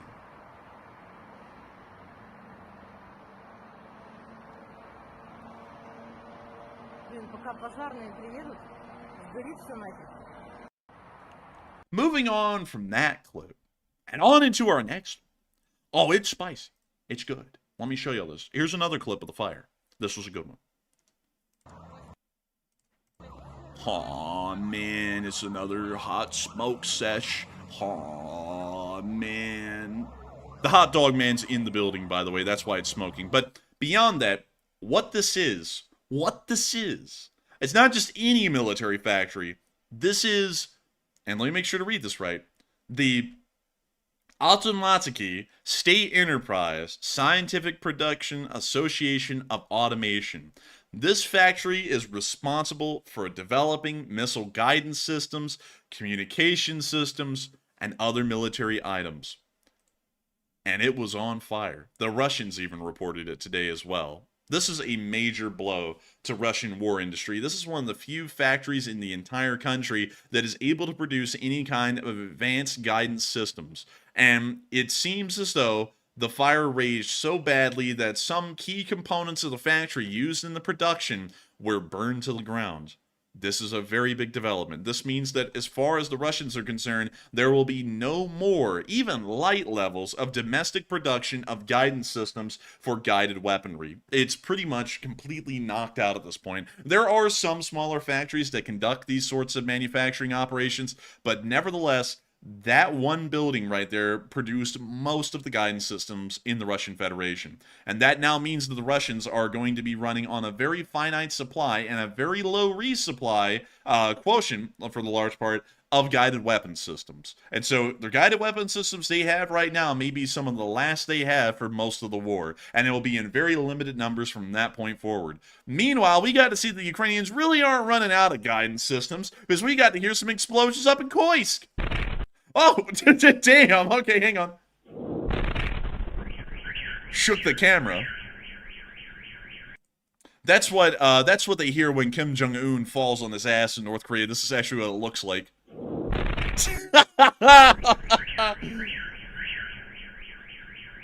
And so that's the end of the clip. We don't know what exactly was stricken in the area of Kursk, but we do know that the explosion was quite large, and it sounds like it may have hit something significant, but we can't tell because we don't have any video or picture evidence for it. So, you know, it is what it is. But moving on out of the area of Kursk and on into Ukraine itself, we have some very interesting location unknowns. Starting off with our first clip, where we got to see some Ukrainian soldiers putting some finishing touches on a dugout, and we hear that and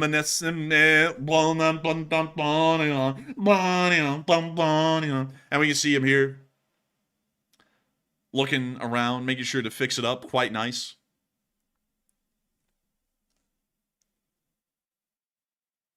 You see him putting some more boards up there.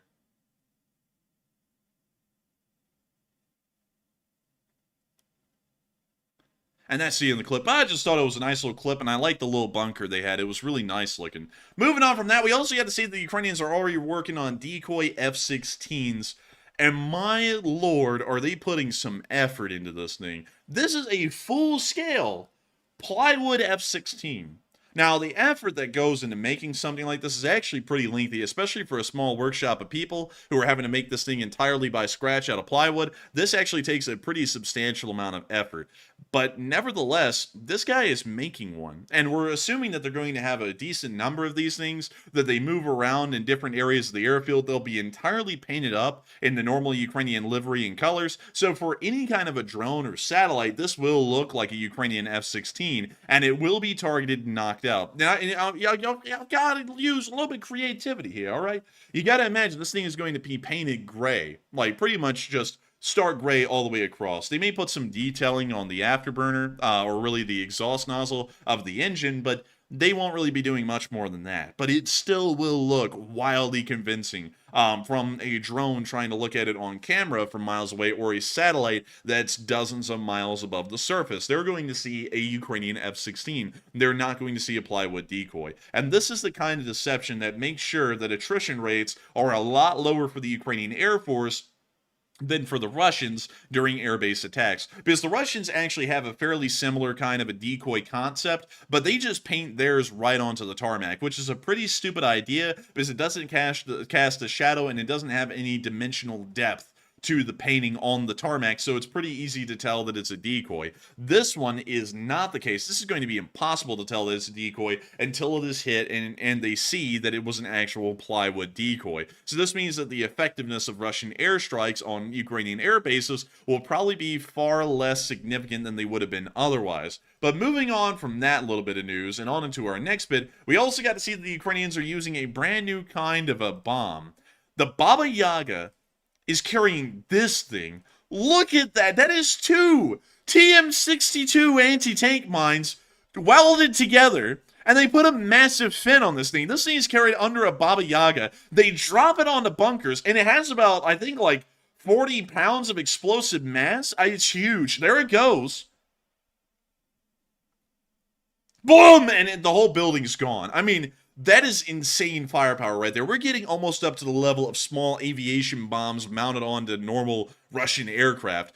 This is nuts. Like, the fact that a Baba Yaga can carry that thing at all, and the fact that it works, that's like the craziest part about the whole thing. And now they're, I'm guessing, going to be using this to blast away at even thicker and more fortified Russian positions in different areas of the front. But incredible to see Ukrainian ingenuity coming up with crazy stuff like this massive Baba Yaga bomb made of anti-tank mines, and the thing works. I don't know how. Like, I absolutely have no idea, because the mass is bizarre. Like this thing is very, very heavy. It's about 40, 50 pounds, maybe, adding the fin, maybe 55. And the fact that a Baba Yaga is carrying something that heavy, it's a feat. It really is. But moving on from that and away from that Baba Yaga, we also got to see the Russian casualty report. And, oh! 6 Bobcat skid steers destroyed, and Butchie 777 wrapping the Bobcats. We love to see it. And not only that, 1,060 Russian soldiers were wounded and killed over the past 24 hours, along with 38 actually, APCs,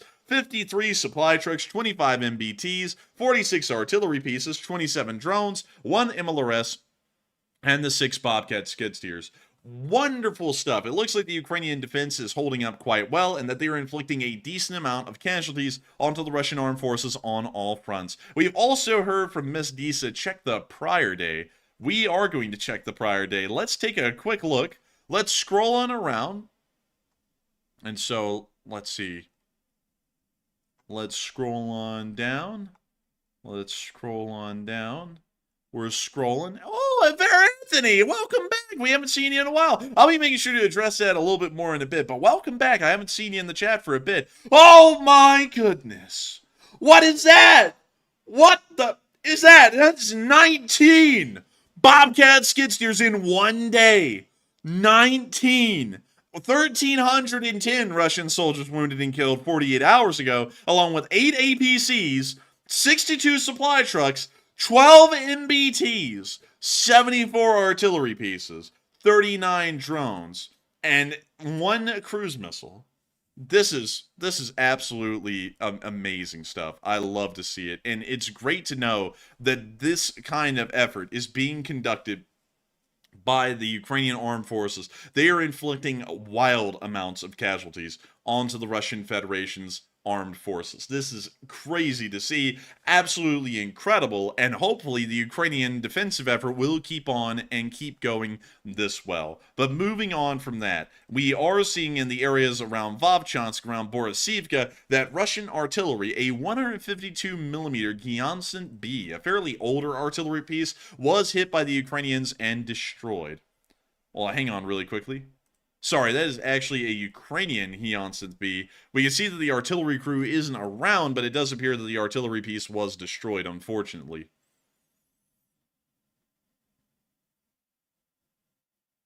And we see the Hyacinth get hit. And we see it on fire. Luckily, the crew is okay. They're, of course, in a protected shelter somewhere nearby, but it appears that their artillery piece may have been lost or damaged by a Russian drone strike.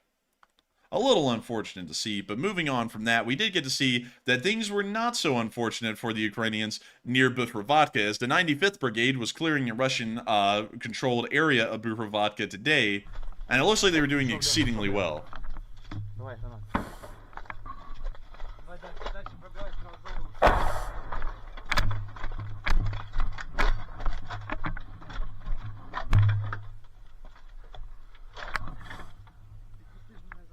We see the Ukrainians here moving through the buildings. Well, you see a little opening right there. Maybe a Russian hideout, actually. We see him looking off to the left. We hear an explosion here. When you see this Ukrainian soldier grabbing a grenade, chucking it over the wall towards the Russians on the other side. An explosion.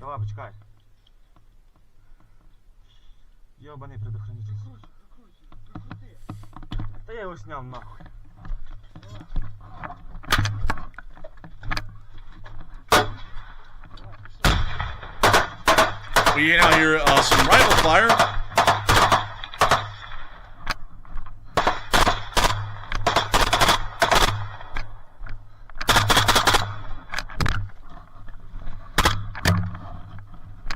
And we now see them advancing through the trenches. And Richard Parnell, I just did see that. We finally got the hit piece. We finally got it. And we can see the Ukrainians lighting them up. Чисто, чисто.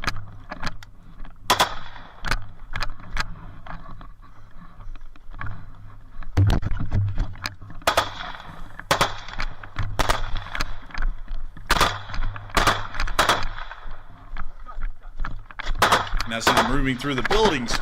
And interestingly enough, Enforcer Matt actually asked a question to me about the Iranian, the Iranian leaders, or the Iranian proxy leaders' deaths today. And we have been able to hear some very interesting stuff. ISMAIL HANIYEH died about 40 minutes ago at this point. Just about 40 minutes ago. And we also got to hear that a high-up Hezbollah leader died within southern Beirut today as well, which Matthew and me both talked about before stream.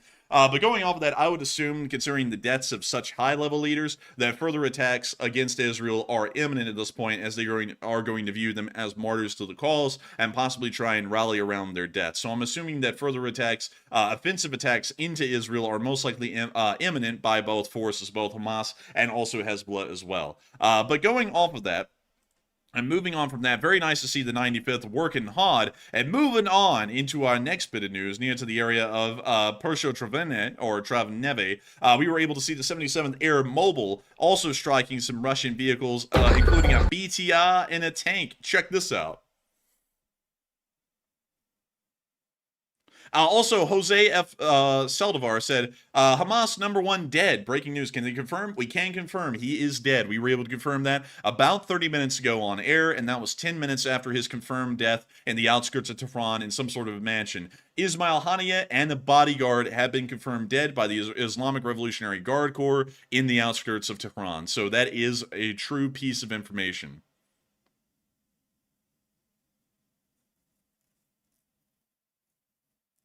And we can see the Ukrainian drones hitting just about everything. And huge thank you to LSA Rocks, by the way. We're going to be getting to all that here in a little bit.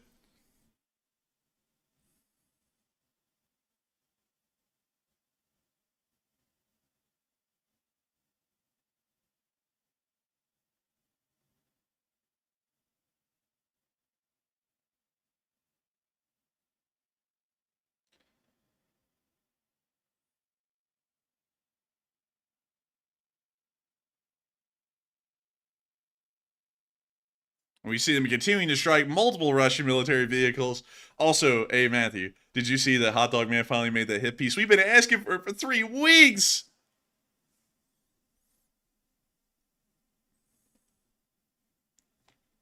And that's the end of the clip, but nice to see. Beautiful to see, and good to know. Moving on from that and further down the line and into the area of Torske, we also got to see some Ukrainian BMPs on the road. Of course, they pulled over. But we can see them all hanging out. It's just a little hangout kind of a thing, making sure that their convoy's all put together. They're probably getting some new road orders, but still, I gotta say, wonderful to see. Really cool to see a whole bunch of BMPs. And with that, we're now moving on into our next bit of news, further down and into the area of Ozrenivka, where we got to see the 4th Brigade hitting some Russians, interestingly enough, with their drones. The 4th Rubish, a really interesting brigade.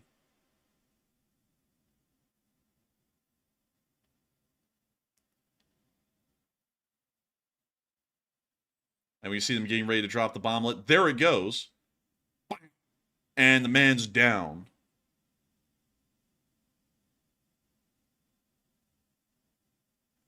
And that's the end of that clip, but, oh buddy, the 4th Rubish is really doing some work down there. Meanwhile, moving a little bit further on down and into the area of Avdiivka, we also got to see a Russian drone getting shot down. Oh, whoa, excuse you, sir. Get out of here. There we go, he's gone. But anyways, here's the 4th Brigade shooting down a Russian drone. Oh my goodness, that was loud.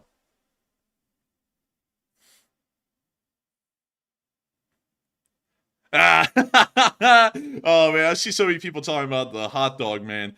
The hot dog man lost another 100 subscribers from that, from what I could tell. Like at this point, he hurts himself and he doesn't hurt us. I mean, I didn't even see an impact on us, so I wanted to make another. Really, like I wanted to put out another one. Like waiter, another hit piece. I want another one. And so, let them know. Go over there, folks. If for some reason y'all are over there, which I don't know why y'all would be, his content kind of sucks. But if you are over there, tell him to make another hit piece. I want another one. I want him to put his channel in the dirt. So make another one, so that way you can lose another 100 subscribers. And you know what? Let's start a rallying cry, folks. Let's put another 100. Type another 100 in the chat. I want Hot Dog Man to make another hit piece, so he can lose another 100. Let's get it. And so moving on from that and into the next bit of news around Avdiivka, we also got to see a Bradley on a combat mission.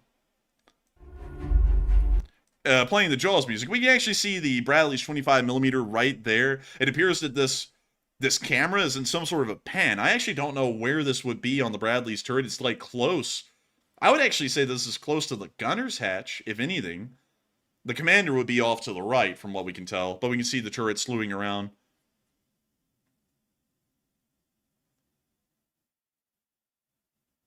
And I gotta see, I love it, folks. Another 100. People are saying it all in the chat. We're getting a movement going here. Another hit piece, damn it. Another 100. But beyond that, we can see the Bradley firing into the bushes. We can see a very close near hit. And we see it actually get hit, and it just keeps trucking. The Bradley is legendary.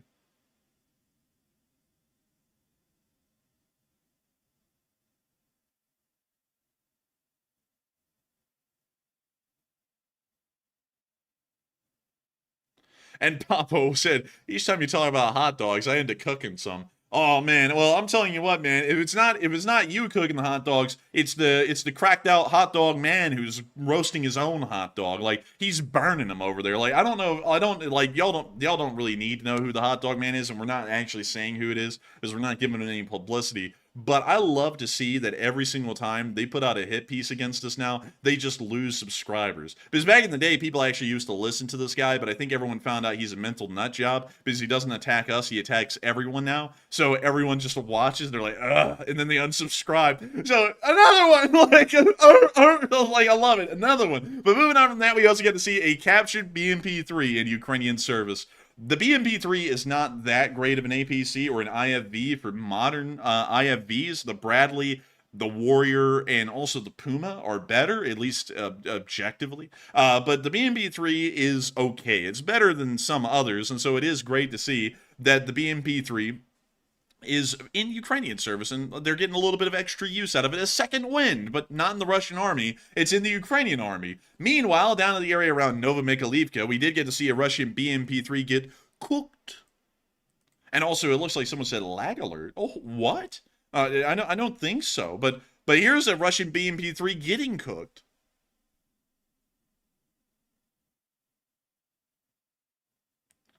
And here it comes. It's about to be cooked filet mignon, and we can see it hit right on the driver's hatch.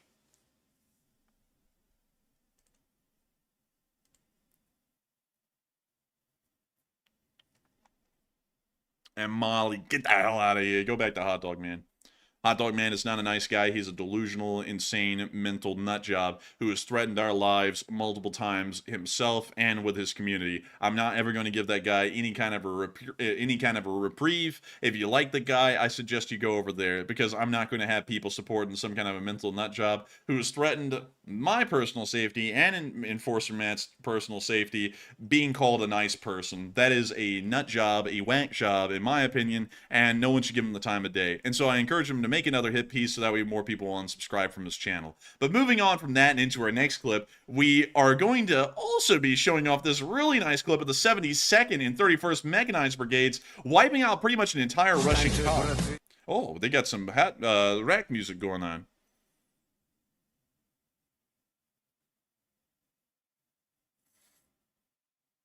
And we can see the Russian vehicles trying to move around, bleed. We can see them getting lit up literally everywhere.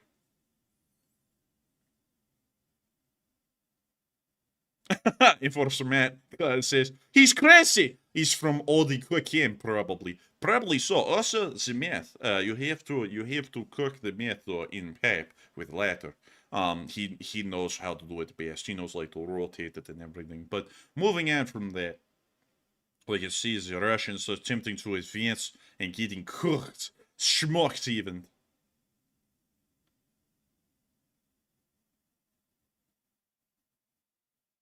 And DYI Solar Adventures, we did. ISMAIL HANIYEH is dead. That was confirmed 40 minutes ago now on the channel. He died 50 minutes ago while we were live on air.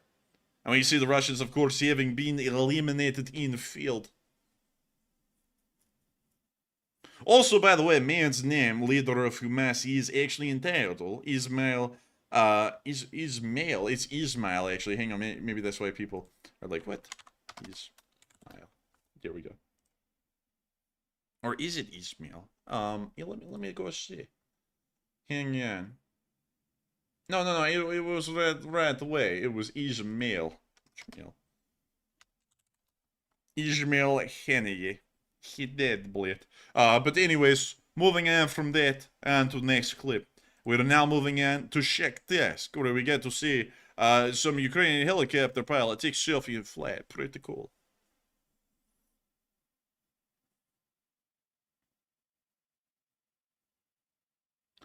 Really cool to see this. I love Mi-24s. I think they're really neat. This guy, I think, is in an Mi-24. I think. No, he's in an Mi-8 or something like that, because the pylons there, well, the support structure, the support pylons out there are a little different. So he's not in an Mi-24, but really cool to see those two Mi-24s over there off to the side. But anyways, moving on from that, bullet, and on to the next one. A little bit further down the line, down there at the area of Nestroyanka, we get to see an AASM-250 hammer getting used on a Russian position, bleed. Check it. Boom! They got him!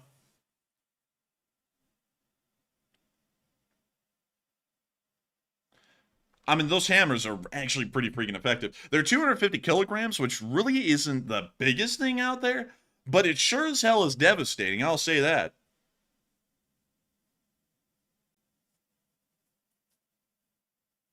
And Destiny Edgington, you are correct. That guy did live in Qatar, but apparently he also had some kind of a mansion or a house within Tehran, which would make sense considering that he's so affiliated with the Islamic Revolutionary Guard Corps, which is the Iranian government. an extension of the government of Iran, he probably would have a house in Tehran. So we are assuming that it was some other personal residence that he ended up visiting every once in a while in Tehran that he ended up getting blasted at. But moving on from that, and that hammer right there, which really did lay down the hammer, it's now time for us to move down to Kherson, where the Ukrainians were able to find a little Russian boat. And while the Russians were trying to go fishing, the Ukrainians said, go fish. And they became the fish, blade. Here is a Russian boat trying to move around.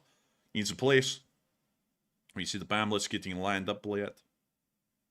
Someone's saying, can we see footage of his body? No, you would not. Why would you ask that? We can't even show that on YouTube. Like, YouTube would, like, age restrict us. No, I'm not doing that. Like, go look on Twitter. I'm sure it's going to show up in, like, 2 or 3 hours, blade.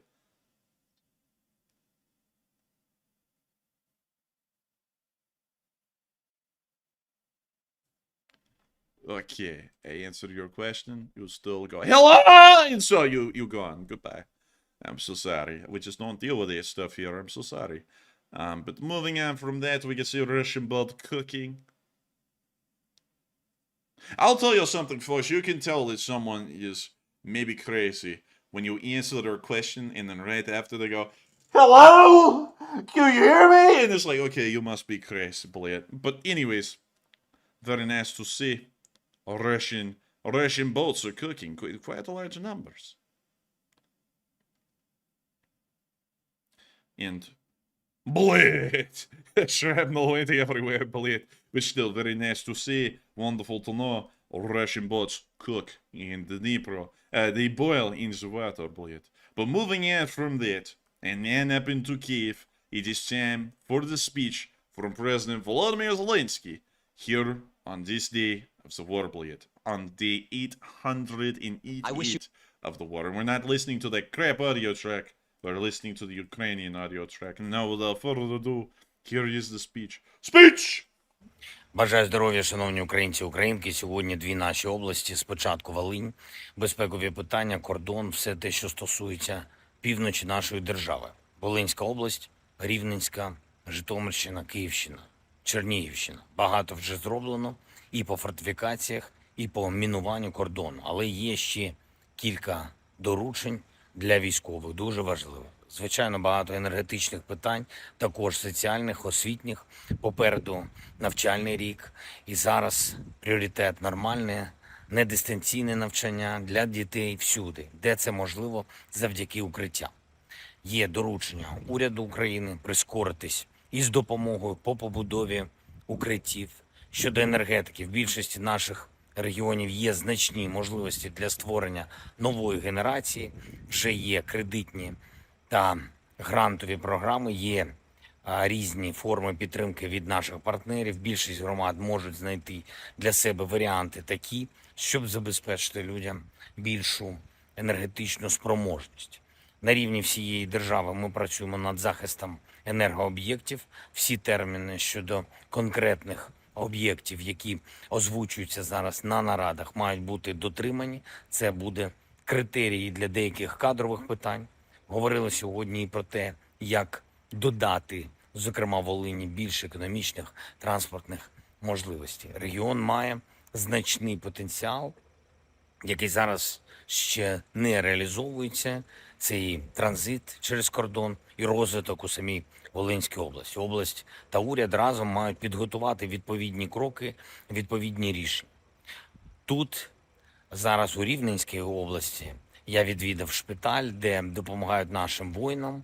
Дякую кожному лікарю, кожній нашій медичній сестрі, всім, хто повертає до життя наших захисників. Також провели сьогодні і обласне засідання Конгресу місцевих та регіональних влад. Вдячний усім очільникам громад, усім керівникам українських компаній, які стараються зберігати робочі місця для наших людей, створюють нові.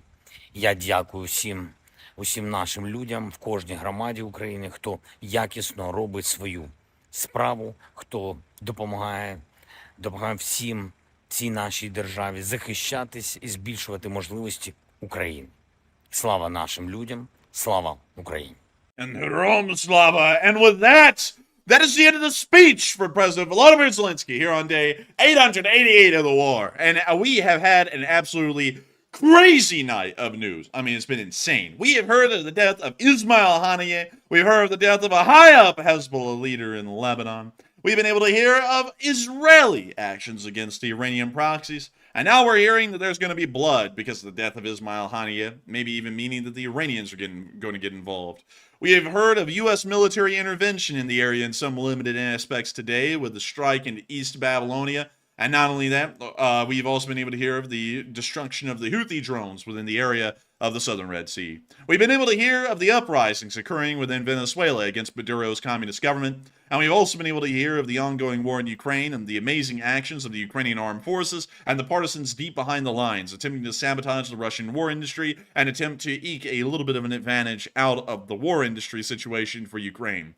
There has been so much that is going on today, and absolutely insane amount of that's going on. And I gotta say a huge thank you to everyone who's been watching so far tonight and enjoying. Of course, running a stream solo does have its challenges. It does, and I have to say that it's gone swimmingly tonight, at least in my opinion. It's been a little bit interesting, actually. Funnily enough, the news segment actually ended up taking as long with just me as it does with me and Enforcer Matt, which is actually kind of crazy because usually it goes by a little bit quicker. But beyond that, I got to say a huge thank you to everyone who's watched tonight, all 48,000 of y'all who have so far. That is absolutely incredible to know that so many of y'all are here and so many people count on us to be y'all's source of news each and every day. We're, of course, about to be moving on into the questions segment, which is a really fun segment where we get to talk to all of y'all. Of course, we address the super chatters first, and also, by the way, to tell y'all before we get into it, we do address super chats based off of the amount sent in. So the largest super chats are addressed first, and the smaller super chats are addressed last. We do that because the larger supporters are helping this channel out a great deal, and so we do want to make sure to address theirs first and thank them because their support helps to keep the channel running, at least on an individual level, on a larger form. But of course, we always get to every single super chat, we always address every single one, and then we get on into the live chats. Tonight, because I do not have a spreadsheet, we are going to be addressing the live chats as they come in the chat. So I'm going to let y'all get a little bit of a heads up before we move into the live chat, so that way y'all can start throwing in all the questions that you'll want. So make sure to stick around, because if you have a question, there's a good chance it will be answered tonight. All you have to do is at the Enforcer and put in the question. When I tell y'all to, it's going to be a little bit later on the stream. And when y'all put those in, I will be trying to read and answer as many of them as I can. And hopefully I'll be able to get y'all some fairly good answers for them. But nevertheless, it is time for us to move on into those super chats. And our first super chat of tonight, of this segment,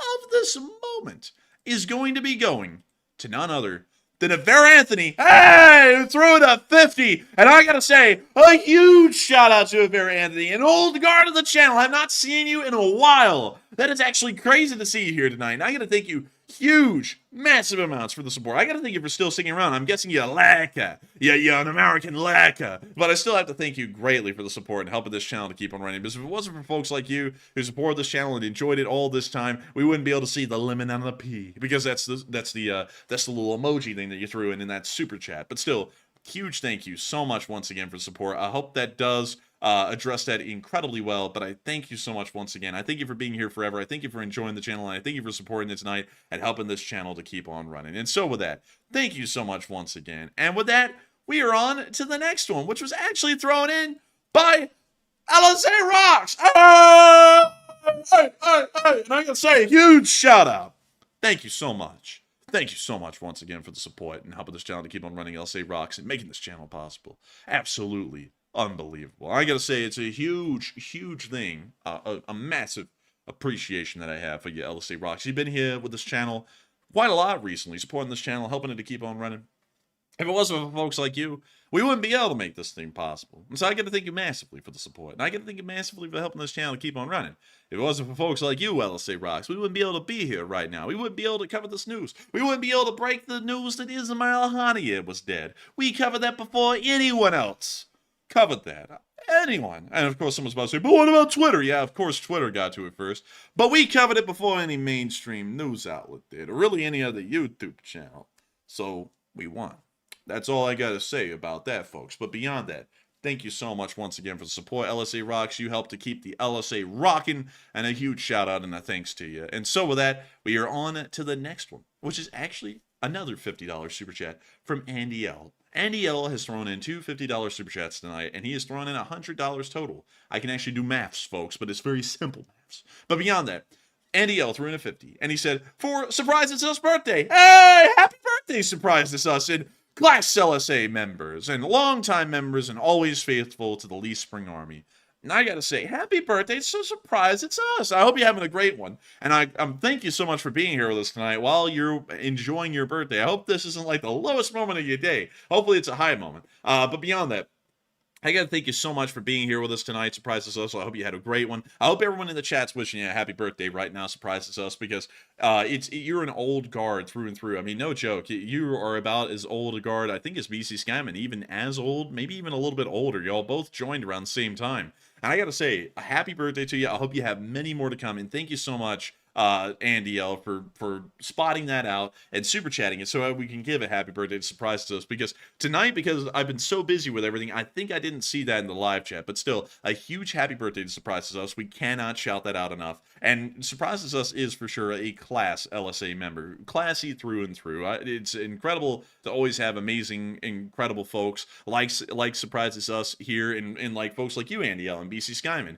and Word Guy, and THS 1138, and Nick LSA, the first LSA couple, and loads of people, JD Macco. I mean, everyone who's always here. That's just reading a few people out of the live chat who are here right now, but y'all are here every single night. And I got to give y'all a huge shout out for always being the classic and amazing Lee Spring Army that everyone's come to know and everyone's come to enjoy. When folks look at the Lee Spring Army, they see a level-headed group of upstanding folks, a lot of folks who are out there working hard in their daily lives, and a lot of y'all come home or get up way early in the morning before y'all go to work to sit down and watch this channel and then get back to cracking at it. Y'all are some of the folks who help to keep the Western world running around, because if it wasn't for folks like y'all who are out there working hard every single day in every single country that y'all are from, those countries wouldn't be able to grind those gears really slowly to be able to make sure that they are still out there in the world and still representing not only y'all's interests, but everyone's interests as a whole.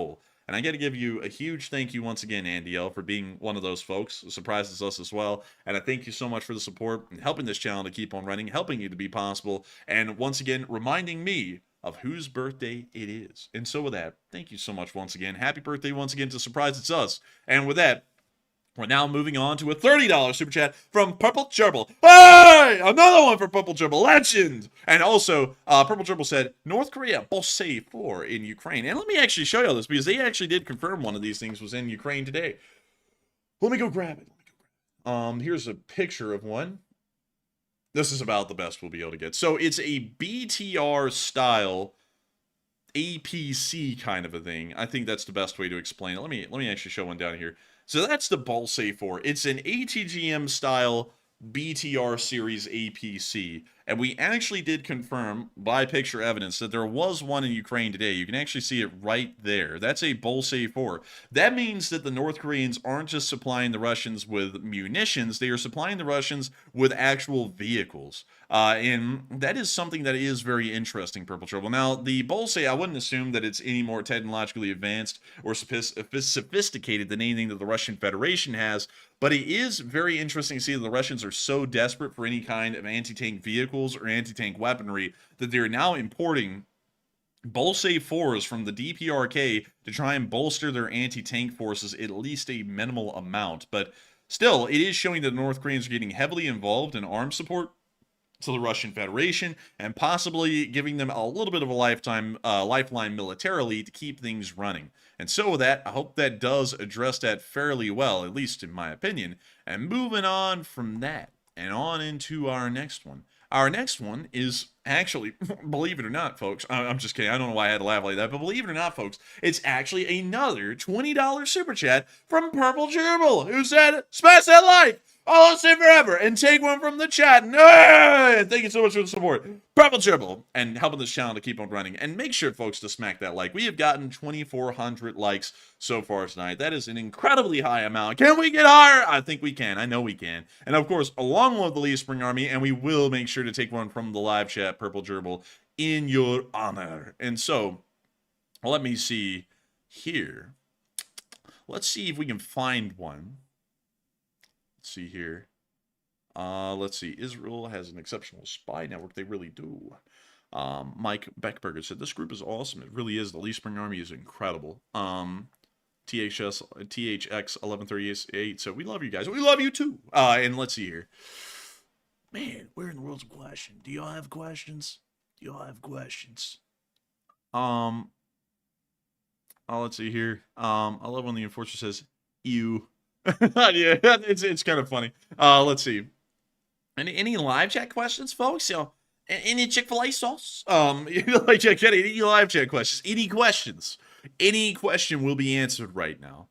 And so, Drew Monkey said, "Give some Lee Spring."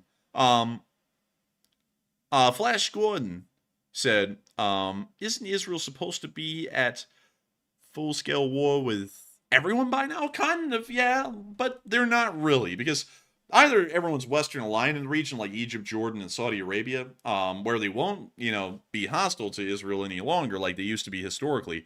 But some other countries, like Lebanon with Hezbollah, which largely kind of runs the country these days, and also Hamas, and also the Iranians, they are a fairly militant group. They're really openly hostile to Israel, but they aren't really at an official state of war yet. But they are very, very close. So, I would have to say that is something that is really big news. I mean, it is massive news that we've been able to hear today about the death of ISMAIL HANIYEH, and also the death of one of the highest up Hezbollah leaders. He's pretty much been around for the founding of Hezbollah, and he was also killed today as well. So it seems like they will maybe be getting on into a war with pretty much everyone that isn't Western aligned in the Middle East at this point. So it is going to end up being a really big deal. And so with that, I hope that does address that fairly well, Purple Gerbil, and thank you so much once again for supporting this channel, helping it to keep on running, and sponsoring that live chat. And let's see here. And so many people are throwing in live chats now. Y'all have so many good ones. I'll have to ask you all this. Hold on to those, because I can't answer them right now, I don't think. But make sure to hold on to them and re-put them in the chat here in a little bit, because I'll be asking for more live chats in, because y'all have some really good questions, and we're going to be making sure to answer as many of them as we can. It's just that it's going to take a little bit of time, because we still have to get through more super chats. But still, thank you so much once again for support, Purple Gerbil. I hope that does address that the best I can. And with that, we are now moving on to the next one, which is actually a $20 super chat from a legend of the Lee Spring Army, LSA Sergeant Figman. And Sarge, report in. Hey! And all bags are packed, and the extraction mission is a go. I'll be landing in Poland on Friday, and we'll head to Ukraine after to get the family out of Kherson and back to Poland. Then Euro trip, baby! And I gotta say, best of luck to you, LSA Sergeant Figman. That's going to be a little bit of a dangerous undertaking, that's for sure, but I believe in you and your abilities. I think you'll be able to get in and get your folks out just fine. I won't be saying where exactly LSA Sergeant Figman is going for security reasons, OPSEC reasons, but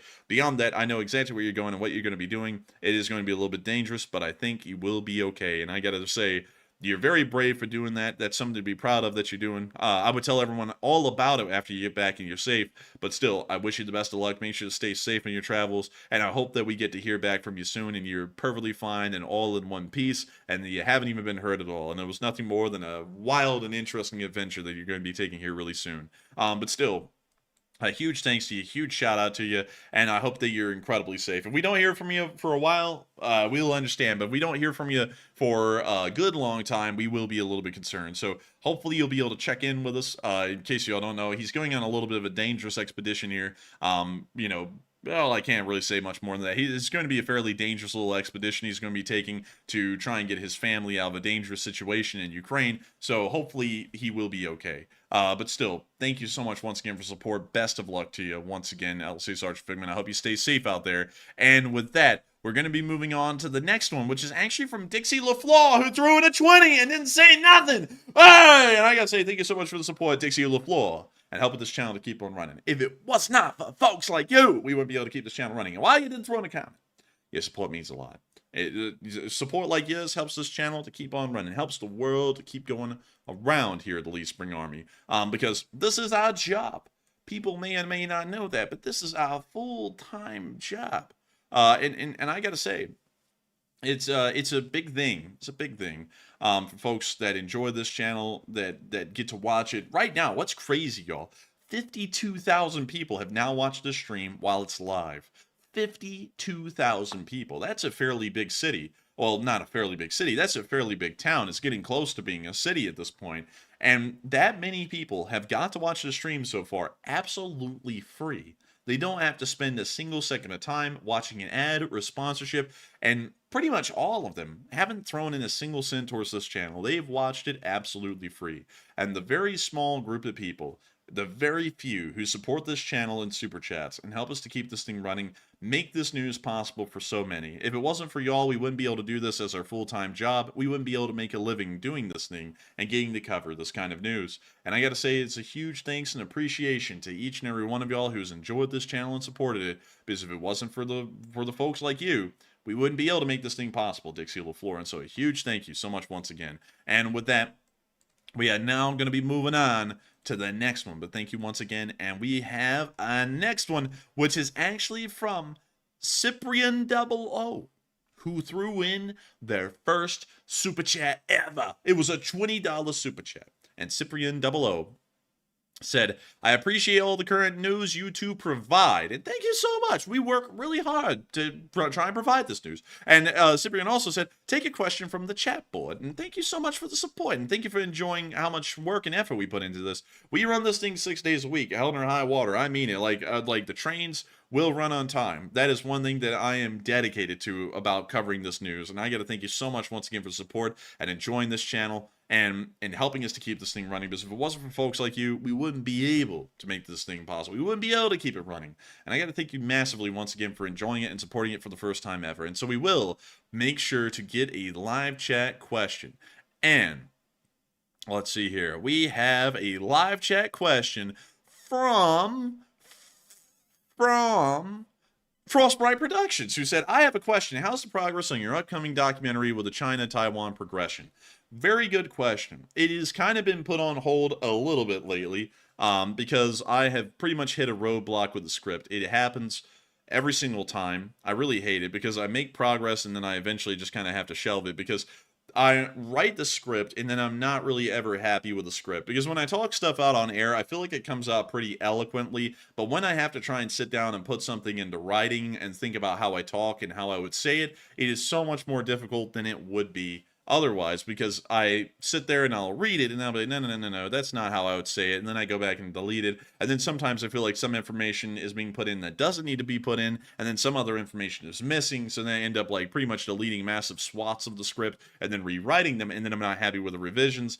Y'all can kind of see the problem is I'm trying to get the script a little too perfect, and then also there's another problem that in some instances of the script, things get so complicated to explain, talking it out wouldn't do well. It would have to have some sort of an infographic or a visualization or an animation on screen. And then we run into another problem, which is I don't know how to animate.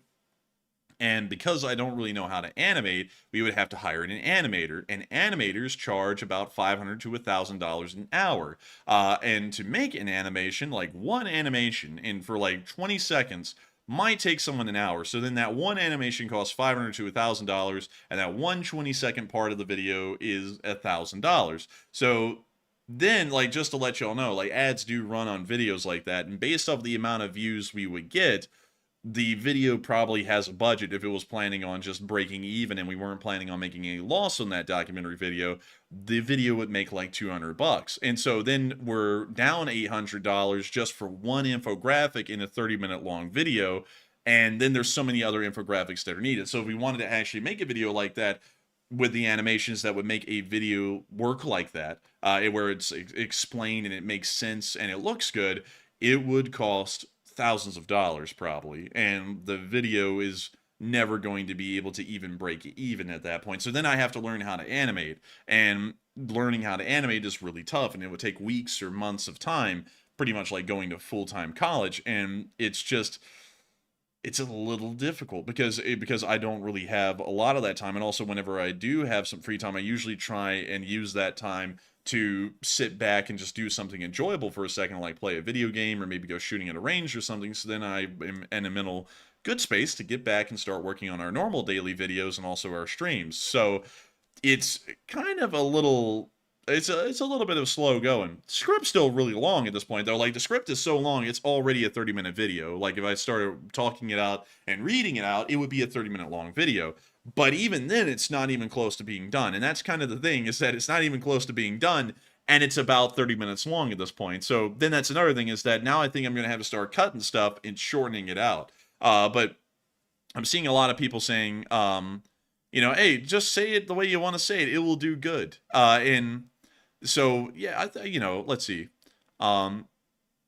Yeah, that's a good point. Maybe we could do something like that. But there's so much to cover, I kind of have to write it down. Maybe I'll do bullet points. Maybe that would be a better thing. Just do bullet points and then talk about the bullet points. And then refine it a little bit and maybe re-record it over and over and over until I get the segments I like and then put them all together. Maybe that's a good idea. And so with that, I hope that does address that fairly well. Thank you so much, though, for sponsoring that live chat, and I hope I was able to answer it fairly well. And also thank you for supporting this channel for the first time ever. That's absolutely incredible. And also I'm seeing some people, let's see here. Frostbright said, that makes sense. I get roadblocks when I'm trying to write my novels, so I get it. And you're very good at freeballing it, though.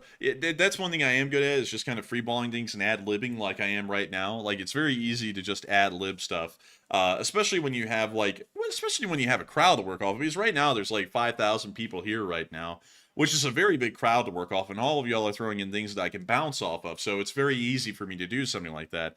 And also, I saw... thank you so much for the nice words, Toast Up. That was very kind of you. And also, JD Maga said, can you send me a lot in your Sam Elliott voice? Maybe we could do that a little bit later in the stream. But that is a pretty good. Also, Herpderp NV said, PowerPoint style. That is an idea. That is actually an idea, Herpderp NV. I could do it like a slideshow, at least in the parts where it requires an infographic. That could actually work. Now, that's an idea. Now I'm not going to lie. That is actually a really good idea. I'm going to think about that. Thank you, Herb. If I actually end up getting to put this video out sooner rather than later, and it's actually done, everyone needs to give a huge thanks to Herpderp NV, because I know there are some people out there who really excel with a PowerPoint style video, and they're really, really long videos. And that is an idea, and that actually could get me through the difficult parts where an infographic is required, is that it could pretty much make the infographic a PowerPoint, and maybe spice it up a little bit to make it look a little bit cooler. But that is a really, really, really good idea, Herpderp NV. That was an incredible idea. That's why it's great to brainstorm with y'all. Thank you so much. Thank you. That's actually a really good one. And so, with that, thank you so much once again for the support and helping this channel to keep it running.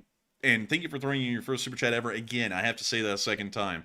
And with that, we are now moving on to the next one, which is actually from Fernando Silva, one of our British viewers who threw in a £20 super chat. Hey! And I gotta say, to the Enforcer and Enforcer Matt, thank you, I'll say. And thank you so much for the support, Fernando Silva, absolute legend of the chat. And I gotta say, it's wonderful to know folks like you are still here with us. It's good to see you in the super chats and in the live chat. And of course, I got to give you a massive thanks, and thank you for helping this channel to keep on rolling, because if it wasn't for folks like you, we wouldn't be able to keep the LC running, we wouldn't be able to be here covering the news, and there wouldn't be anything to appreciate, because there'd just be nothing here. Y'all help us to make this a job, so that way we can actually do things that folks appreciate. And so with that, thank you so much once again. I hope that does address that well. And with that, thank you so much once again. And we are on to the next one, but Fernando, legendary. I can't believe you were here tonight. Really cool. But moving on from that, we also got a $20 super chat from Bob Dole. Bob Dole! It's Bob Dole. He's here. And a huge shout out to Bob Dole for the $20 super chat. And Bob Dole said, I'm sending this money to buy your vote for the next election. Don't spend it all in one place. And take a live chat, you beautiful little man. And thank you so much for calling me a beautiful little man. Sometimes being 6'2" and being that short really does hurt. It makes me quite sad. Shout out to my 6'7" friends. They are like freaking monoliths. Like, I don't even know how in the world they're alive, because like, how in the world can your body, like, how in the world can your heart pump that much blood for a body that big? I don't know. But a huge shout out to the 6'7" folks. They are like freaking mammoths. But beyond that, thank you so much, Bob Dole, for the support. I will be voting for you in the next election. Now, no politics, but Bob Dole, just because of that $20 super chat, I might let that slide. You might have my vote. But still, thank you so much once again for the support to help this channel keep on running. And we will make sure to take a live chat in honor of Bob Dole. I can't believe it. Bob Dole is here, folks. But beyond that, let's see. And also, this isn't the live chat, but Frostbright said, "You see what I see? The Lee Spring Army putting a noggins together to help out the Enforcer come up with an amazing strategy for his vid documentary." And that was really cool. I mean, I couldn't believe Herb Durbin V really came up with like a genius idea. I mean, that was like an IQ 140 move right there. I was like, that was really smart. Like, that's a great way to get infographics out and make them make a little bit of sense. And so, let's see. Also, what you 7 say, you sound a lot shorter on air. Yeah, well, yeah, maybe. Because I'm not sure which it is, because on my driver's license, I'm actually 6'3". But usually whenever I actually measure my height, I'm 6'2". So I think the driver's license is a little bit off. Whoever measured me had a shorter measuring stick or something. But still, beyond that, 6'2" usually is considered a little bit tall. But I don't really care. You can call me short or whatever. I mean, it's like, I don't care. Like, does it really matter if I'm short or tall? Like, no. Like, I'm still me. But let's see. And then Barry Badger said, IQ 140 isn't a genius, Mr. 6'2". Actually, it is. Because the IQ, like, if you score 100 on an IQ test, that means that you are average intelligence. Anything below that is below average intelligence, and anything above that is above average intelligence. And so an IQ of about 140, you would actually be close to being, well, actually, you would generally be a genius compared to most of the general population. Because the IQ scale is actually measured compared to everyone else. So out of all of the scores, who is mid-range? And if you're mid-range, you're 100. If you're above 100, you're a genius. If you're below 100, you're below average intelligence. And also a whole bunch of people will be like, oh, the IQ test doesn't really measure much. I'll be honest with you.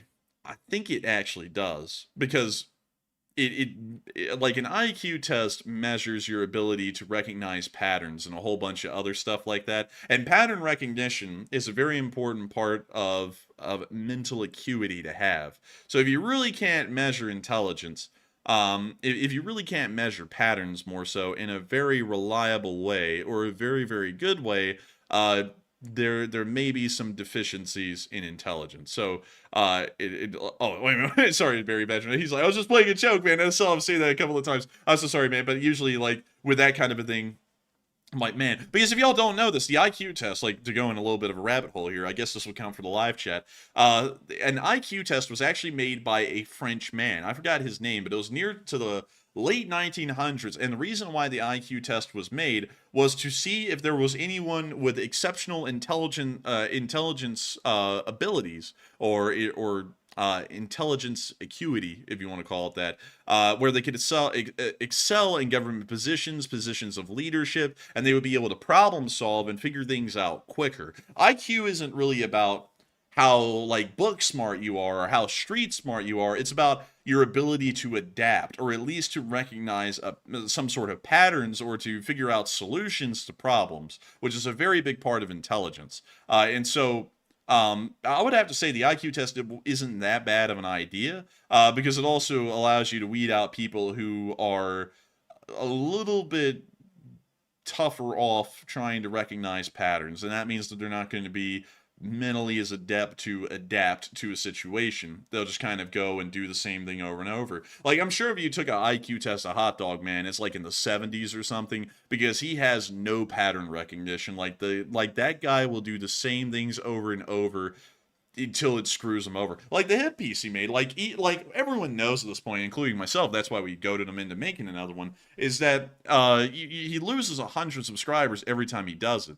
And then he did it again, and he lost another 100 subscribers. And the guy is so stupid and has such a low ability to recognize patterns, he'll do it again. He's probably thinking right now, because this guy watches our streams, or his goons watch our streams and then send the stuff to him one or the other, he's probably thinking right now that I'm trying to pull some sort of reverse psychology on him by even saying that. But the reality is I'm not. I just know the guy is stupid enough, he'll make another hit piece no matter what I say. So, you know, like that's someone right there who shouldn't be in a position of leadership or anything along those lines, because the guy just doesn't have the intelligence to adapt or overcome any kind of a situation or to recognize patterns. Because if I made a hit piece on someone 50 times and then they start losing these subscribers, you would bet my ass I'd recognize the pattern that those are losing subscribers, and I would stop making them.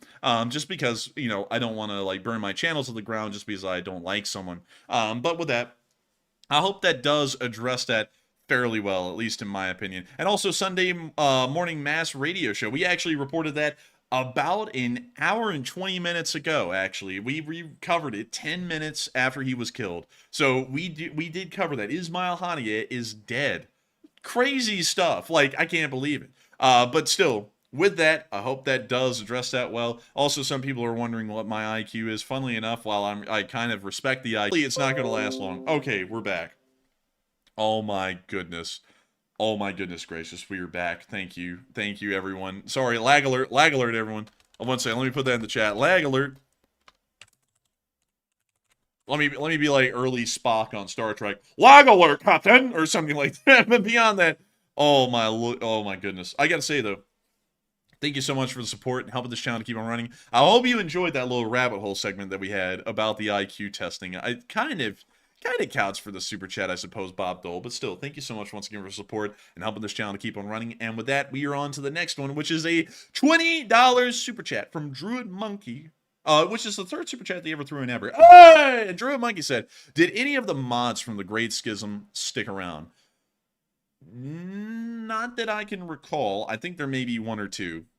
No, there is one or two. There was actually a couple, actually. I think Mace LSA is one of them.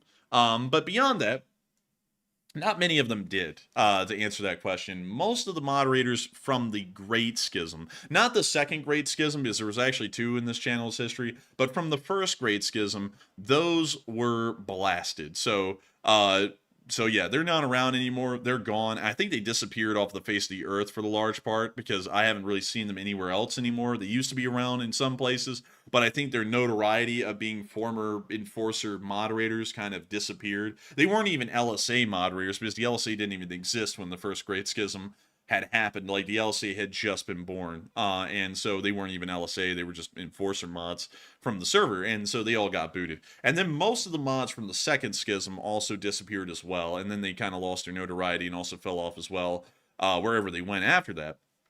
But yeah, you know, I'll tell you all this. Something that I'm never going to do again is have a Discord server. I know many people want a Discord server for the community aspect, but I'm just never going to do it, because Discord servers were nothing but bad things. Like, it was terrible stuff. I mean, horrendous stuff. It was bad. I mean, like, I'll explain everything I saw that I didn't like, and I'll tell y'all why everything got shut down. Because one, I can't be around because I don't have enough time to be able to moderate the server, so I have to entrust other people to run it correctly. The second thing is that moderators almost always, there's a very small amount that don't get power complexes. And so they want to start pulling power plays against me, power plays against people on the server. They start abusing their powers and their responsibilities.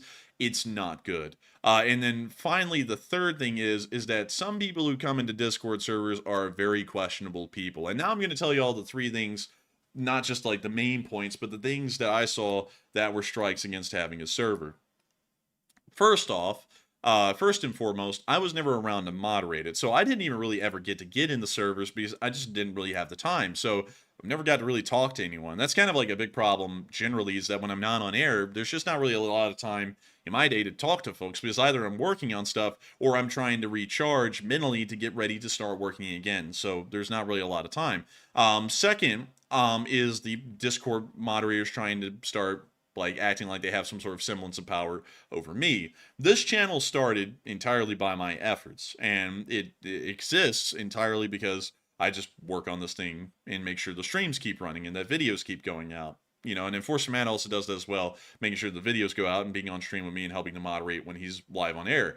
But when people want to start telling me and dictating to me how to run my own show, that's where I draw the line, because I don't put in 60 hours of work a week, you know, for someone who does nothing to step in and act like they're going to tell me what to do and what not to do. That is a big line in the draw, or line in the sand that I draw, where I say no. And so, one second. I'm so sorry. What the hell are you doing? Get out of here. But beyond that, That's one thing that I will not accept. And every moderator, almost every moderator, not every single one of them, but almost every single one of them would get to the point where they would act like they would tell me what they liked and didn't like. Third, some of the people who would come into the Discord servers were really questionable. Now, a lot of people were great, and a lot of people just wanted to be there to talk to each other when the show's not running and chit-chat. But there were a couple of times, and one of the times I did not like, this was during the second Great Schism, and this is what led me to permanently delete the Discords and not have them around anymore, is that I'm not around, like I was saying, and I have to entrust moderators, and they go on power trips.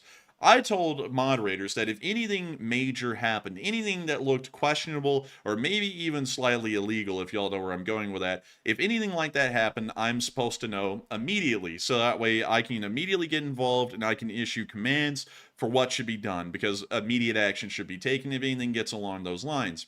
So then I found out during the second Great Schism, while some of those moderators were talking to me, that apparently there were some individuals that these moderators dealt with that I never even knew about for weeks that were in the server and were apparently trying to talk to some members of the server that were not necessarily old enough to be talking this kind of stuff that these people were trying to talk to them, and I did not know anything about it at all. And they just ended up either slapping these people on the wrist because they knew them and they were friends, or they ended up banning them, and I literally just didn't even know about the situation. And at that point, I sat there and went, I don't have enough time to moderate this thing, and I can't trust these people to tell me what's going on anymore. And I don't know if these people are involved in it either or not. And I'm not going to be having this channel associated with that kind of stuff, and I'm not going to be giving these kind of sick people a forum that I'm not really on to be able to see a lot to come in here and do this kind of stupid, sick, vile stuff. So then that's when I decided we are deleting all Discords, and we're never having another one. Because if we're going to have crazy sick people possibly getting in them like that, and the moderators are too stupid to follow my original rules and guidelines where I get told immediately about that, like even if it's 2 in the morning, I want to know about that so that way we can immediately have these people banned and moved on. Because that was the rule. Like I told them that, and then the senior mods that we had didn't want to follow through with that. So at that point I was like, we're never having a Discord server again, because I'm not going to be having that kind of stuff. We're not going to be having some kind of a Mr. Beast situation going on in my Discord servers, and the Discord server starts evolving into that. And for some reason, there was always like a group of people who like wanted to devolve like the server into like just depravity. Like we actually had people asking for like a XXX snuff section of our Discord server, and like I actually had to have a discussion with the moderators, because for some reason, like on that one, I feel like that one should be good enough that a moderator should know, like, hell no, that's not going to fly. And then a moderator brought it up to me. They're like, should we have like a XXX section of the Discord server? And I was like, first off, why? Like, it's like there are children in the server. Why in the world would that ever be here? And second off, why in the world would you even think that that's something I would approve, like to even ask me about? Like, obviously no. Like what kind of a channel is this? Like, what do you think this is? So I had to actually tell one of the senior moderators on that one, no, we're not doing that. That's stupid. Like, this channel is not related to that kind of stuff. We're not going to have it. And it was really stupid. Like the kind of people, it's a very small group of them, but the kind of people that get in Discord servers that are like that are very disruptive, damaging, and they're destructive. And so I was like, hell no, we are not having any of that. I was like, no Discord servers from here forward. Like, it's either going to be in the YouTube live chat where we can moderate it, like where we're actually around a moderator and keep things civil and clean, or it's going to be on Patreon, where also it can be moderated enough where it's civil and clean.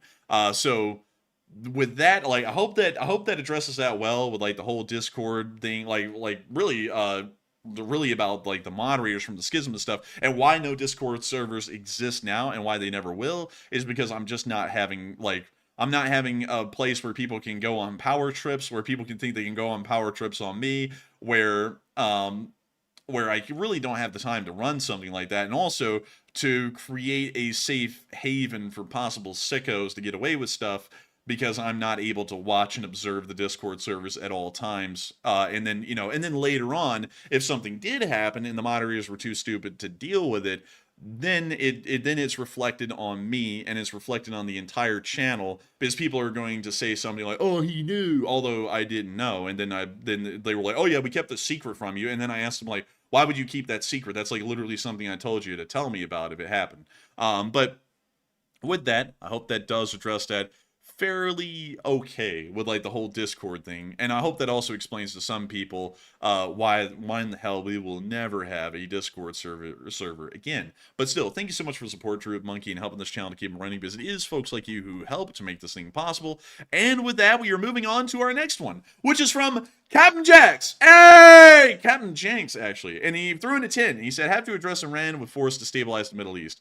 I entirely agree with that, Captain Jenks. I think that I certainly believe that military intervention is necessary at this point with the severity of the situation that's involved to deal with Iran and their proxy forces in the Middle East. I would wish that something like that wouldn't be needed, but still, sadly, it's kind of a reality of life at this point that things have gotten so unstable and things have gotten so bad that it just really isn't something that we can avoid anymore as far as an armed confrontation or armed intervention. So I would have to say I believe that that is a correct assumption, at least in my opinion. Of course, that's an opinion. People can agree or disagree with that, and I'm sure there's plenty of people who do disagree with it, but I would say that we certainly do need to use some force in the Middle East to stabilize the region.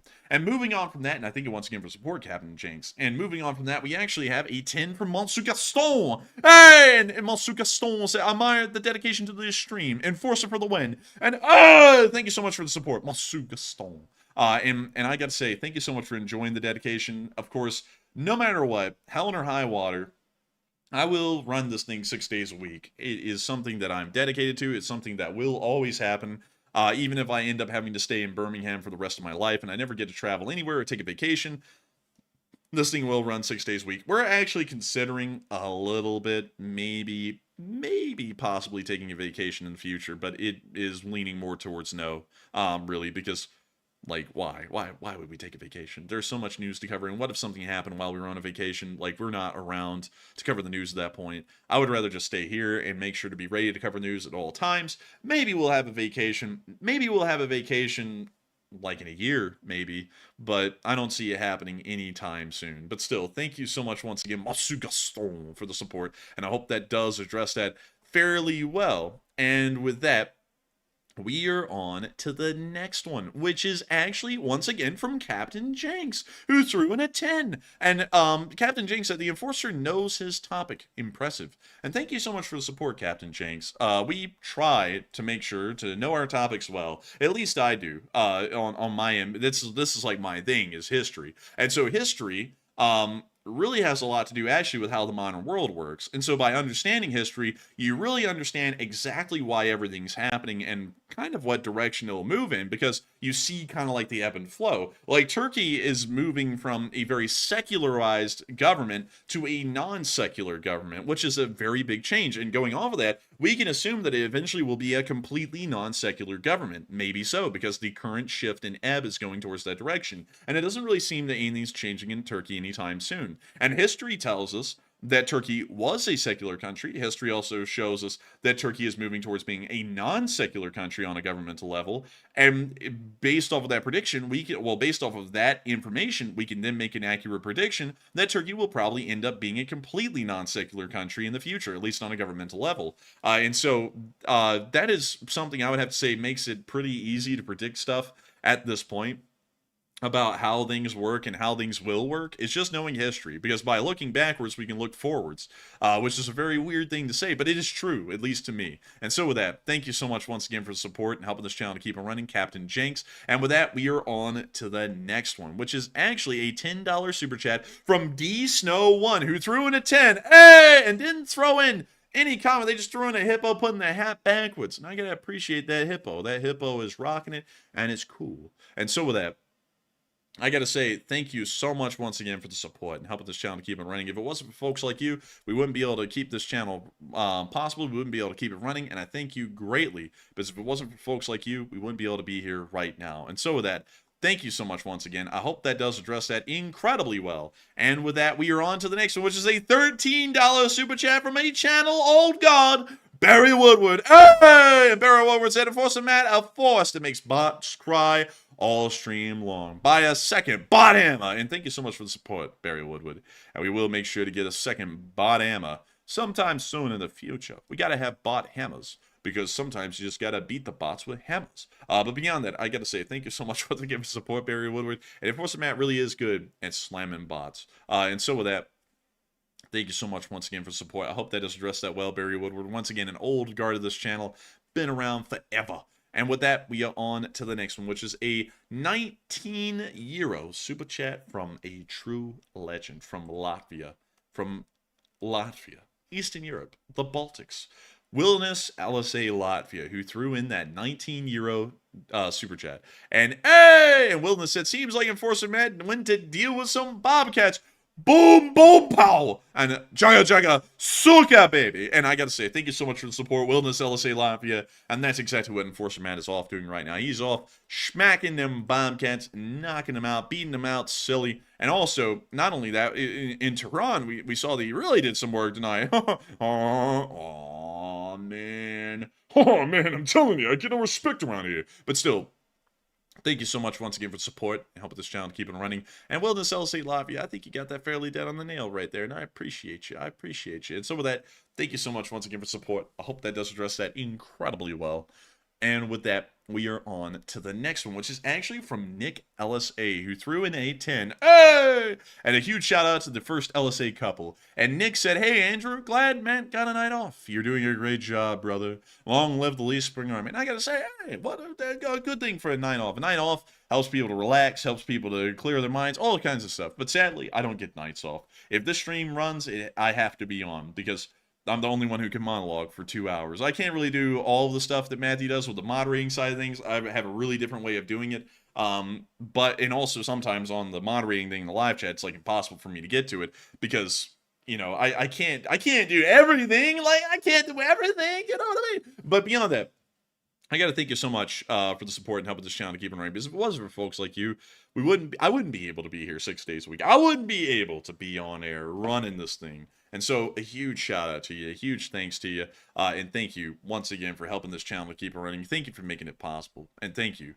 for throwing in some kind words. Thank you for saying I'm doing a great job, because it is a little tougher on my own, I will say. It's doable, it's quite doable, but it is a little bit tougher. But I still thank you so much for the support and making this channel possible and helping it to keep on running. And hopefully, I will say this, because usually without a co-host, some of the energy of a stream can be lost. Like many of y'all have seen, like with Hot Dog Man or really anyone else who runs a individual single person stream, it kind of can get kind of mundane, like really boring, because a lot of them end up being really low energy. So hopefully that's not been the case tonight. I feel like I've been fairly high energy. I feel like I've also been able to throw out a joke here and there, although there hasn't been a lot of moments for comedic relief tonight. It's just kind of been like belting off the news. But I hope that folks have been able to enjoy the stream still, and it still seems funny and humorous, because that's what it's kind of supposed to be. And so with that, thank you so much once again for support and helping this channel to keep on running. I hope that does address that fairly well. And with that, thank you once again, Nick LSA, for being an absolute channel legend. And with that, we're moving on to the next one, which is from Ben Ite. And hey, thank you so much for the support, Ben Ite. And Ben Ite said, the overall payload with the Ukrainian drones has increased drastically. My question, when will humans be delivered and dropped precisely by drone silence? Or even better, when will the T-1000 be real? A very great question, Ben. And I would have to say that drones carrying humans is actually a reality right now. The British have actually made a drone that can carry a person on and off the battlefield that's wounded. And even if they're not wounded, that's actually a pretty big feat that's already been accomplished, and they're just kind of finalizing the end result of getting that thing into serial production at the moment. But as far as the T-1000, I would say that probably will take another, I'm not going to say hundreds of years. It probably wouldn't be that far from now. I mean, technology increases at an exponential rate, more so than like a slow curve, you know, where like technological progress just kind of keeps going. It's actually exponential. Like our lives now compared to our lives 100 years ago would be entirely unrecognizable in its technological complexities and what humanity is able to achieve with our technological innovations. And same for 100 years before 100 years ago. It would be about the exact same thing. It's been an exponential increase in technology, progress, and abilities. And so I would say that maybe something like the T-1000 would just be about, I don't know, less than 100 years into the future. But still, Thank you so much once again for the support, Ben Knight, and helping this channel to keep on running. I hope that does address that incredibly well. And of course, thank you to folks like you once again for helping this channel to keep on running and helping it to be possible. Because if it wasn't for folks like you, we wouldn't be able to make this thing possible. So thank you so much once again. And another huge shout out to Andy L, who threw in another $10 super chat. A huge shout out to you. And I love to see that Shiba Inu doing his thing. Look at that Shiba Inu. And so with that, thank you so much once again for support. Love the cute Shiba Inu. Thank you once again, Andy L, for being an absolute channel legend. And with that, we're on to the next one, which is from Chris, who threw in a 10. And Chris asked a very interesting question. He said, Enforcer, have you seen, Matt, seen how bad things are getting in China? Empty airports, factories, and mass closures of businesses. Things look dire for China as Western investors are pulling out. And I would have to say, things are very desperate for China.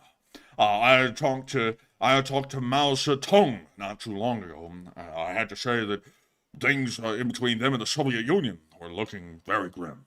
And I would have to say that I'm not a crook. Beyond that, to answer your question in seriousness, China is looking a little rough, but they are still eking out GDP growth annually, which is very interesting because from what we understand, the Chinese actually do report their GDP growth accurately. And so their GDP is growing a pretty decent figure every year. I think it's slowed down, though, to about 2 to 3%, which is still really fast. It's about as fast as the U.S. economy grows annually. They used to be at a breakneck speed of around 7%. I think one year they actually got to 14%. Which is mental. Like, no one ever hears of like a 14% GDP growth annually. That's actually pretty damn high. And that was really helped out by this whack, crazy Chinese like economic growth model they had. It actually worked fairly well for a while, but now it's starting to slack off. And this is kind of like the end result of that rapid growth, is that you can't keep that up forever. And I have been hearing that things in China have been going very poorly. And I'm assuming that they're going to start going even worse because it looks like their shift from an industrial economy to a service economy is going way too fast, and they need to slow that down. Because America didn't shift overnight either. It took us about 30 years, really, to make that shift. And China's trying to do it in about 5, which is insane. You just can't do that. Like, you can't make an economy move that quickly. But still, I would have to say, yes, I have heard that things are not boding all too well. And I've got to say, thank you so much once again for the support and helping this channel to keep on running. Because if it wasn't for folks like you, Chris, we wouldn't be able to make this channel possible. But with that, thank you so much once again. And moving on from that, we actually have a 10 from Andy L. And Andy L said, Discord sucks. Period. End of discussion. I would agree so much with that, Andy L. And LSA rules. And I got to thank you so much for the support, Andy L. I would actually have to say Discord does suck on the large part. Like, for small friend groups and gatherings, sure. But I would say for communities, Discord sucks. Like, it only creates drama. It only gives haters like a place to voice their hate against you to a large amount of the community. It's just like nothing good comes out of Discord. I mean, sure, there's a little bit of a community aspect to it that's beneficial, but it isn't really in the big picture. Like, it's actually pretty bad. I have to say, though, I have to give a huge shout out to those brave souls or those brave fools who keep Discord servers running. Because folks like Hot Dog Man who keep their Discord server running, and then people come in there and they just shit on him, like on his own server, and then people leave over that. I love it. Like, I think it's absolutely hilarious because they just never learn that Discord servers are like the bane. Like, and not only that, like, there's always, like, even if you want them to happen or not, even if you're not involved in them, there's always, like, little skeletons in the closet that are made out of those Discord servers. Like, even if you didn't know about something and you were involved in it, it just happens. And so, I would never have a Discord server. They suck. They only produce bad things. Like, sure, there's great people who will get in them, and there's great things that'll be done sometimes, but the bad things will outweigh the good things almost every single time with a Discord server. And so, with that, I hope that does address that the best I can. Thank you so much once again for support, Andy L. And we will make sure to move on to that next one, which is a £10 super chat from Butchie777. Oh! And thank you so much for the support, Butchie777. They threw in a Shiba Inu, waving around some fans, and I appreciate that, Shiba Inu. I'm actually kind of hot in my office right now down here. But still, thank you so much once again for support and helping this channel to keep on running. Because if it wasn't for folks like you, we wouldn't be able to make this thing possible. And so, with that, thank you so much once again. I hope that does address that well, Butchie777. And while I didn't throw in a comment, the support does mean a lot. And with that, we are moving on to the next one, which is from Leora Avagile. Hey! Threw in a 10. And Leora said, hey, Enforcer, solo tonight? Yes, yes. You're doing great. The hot dog man jokes are funny as hell as always, and thank you so much. I hope that they were landing well, because I don't even have a co-host to laugh at them tonight. I just say jokes into an empty room, and I'm praying people are laughing at them. But great night to celebrate tonight. Ding dong, the Warlock is dead. Keep up the great work. And isn't it great? The Warlock is dead. Also, I'm getting a laugh at this point, by the way, folks, from everyone who's coming in, and they're like, did you hear that ISMAIL HANIYEH is dead? And because I put it in the title now, like when you click on the stream, the first thing you see, like in the title, is ISMAIL HANIYEH dead in Iran. Let me go show you all that really quickly, because now like people are coming in, and I gotta say though, good question, because it is breaking news and folks want to know if I'm covering it, but it is in the title. So if you just look at the title, one second, let me go over here. So let me go to my lives. Here we go. So this is a channel. You'll see right here, this is the live stream that's going on right now. Like when you hover over it, I think it plays. Oh, actually, it doesn't on my end, but still, it says ISMAIL HANIYEH dead in Iran. Like right there, it's in the title. So, you know, that's pretty funny to me when people are like, dude, did you hear he's dead? It's like, yes, we put that in the title. Like we made sure to let people know he's dead. And so I hope that does address that part well. But beyond that, Leora, I gotta say thank you so much for bringing that up. The Warlock, the Warhawk is dead. It's great to know. I love to see it. And also, thank you so much for saying that I'm doing pretty well, making funny jokes. I gotta say, I hate to complain, but I am starving right now. So hopefully that's not coming through. And I had a massive headache at the beginning of the stream. It went away about an hour in. So hopefully no one could notice that, because I was trying to make sure to not say anything at all tonight since I'm the only voice on air. But still, thank you so much once again for supporting this channel and helping it to keep on running, Leora, because if it wasn't for folks like you, we wouldn't be able to keep this channel running. We wouldn't be able to make it possible, and I wouldn't be able to run this thing solo tonight. And so thank you so much for the kind words. Let's see. And Daniel Stinistam said, everybody really only reads the thumbnail. Maybe. I'm usually, actually, from what we found statistically, the title actually has more of an impact on these streams and videos than the thumbnail does. Like, the thumbnail has a pretty big impact, but it's really the titles that do more. But I gotta say, the thumbnails have been looking sick lately. Like, they look great. Like, not to, like, you know, not like to, like, trump up my own videos or toot my own whistle, but I mean, they are pretty good looking. And then the videos actually look pretty good too. This one was a rough one today because I had to like make a quick change to that one because it was not doing well. That video did okay today, but some of them are really good. Like, to be honest, one of my favorite latest thumbnails would be either this one where the Korea sends troops, or let's see, there was one further down. Where is it? It was so good. Dang, where is it? Where the hell did they go? Like, I remember it. This one was pretty good. That one was a pretty good thumbnail. But that's not the one I'm looking for. This one, the bombers attacked one, was a really good one. And what else? This one, Belgrade. Belgrade defeated was a really good one. There was another one, though. I think it may have been a stream thumbnail. It is my, yeah, it's a stream thumbnail. It's my favorite one so far. And let me go grab it, because it was a while ago. But I don't think anything has topped that thumbnail yet, at least in my opinion. This one, the Moscow attack city on lockdown thumbnail. That one was probably the best. Like, in my opinion, I don't think I'll ever be able to top that thumbnail, at least for the aesthetics of it. Like, in terms of viewership, there are videos, well, streams we made that have beat this one in viewership.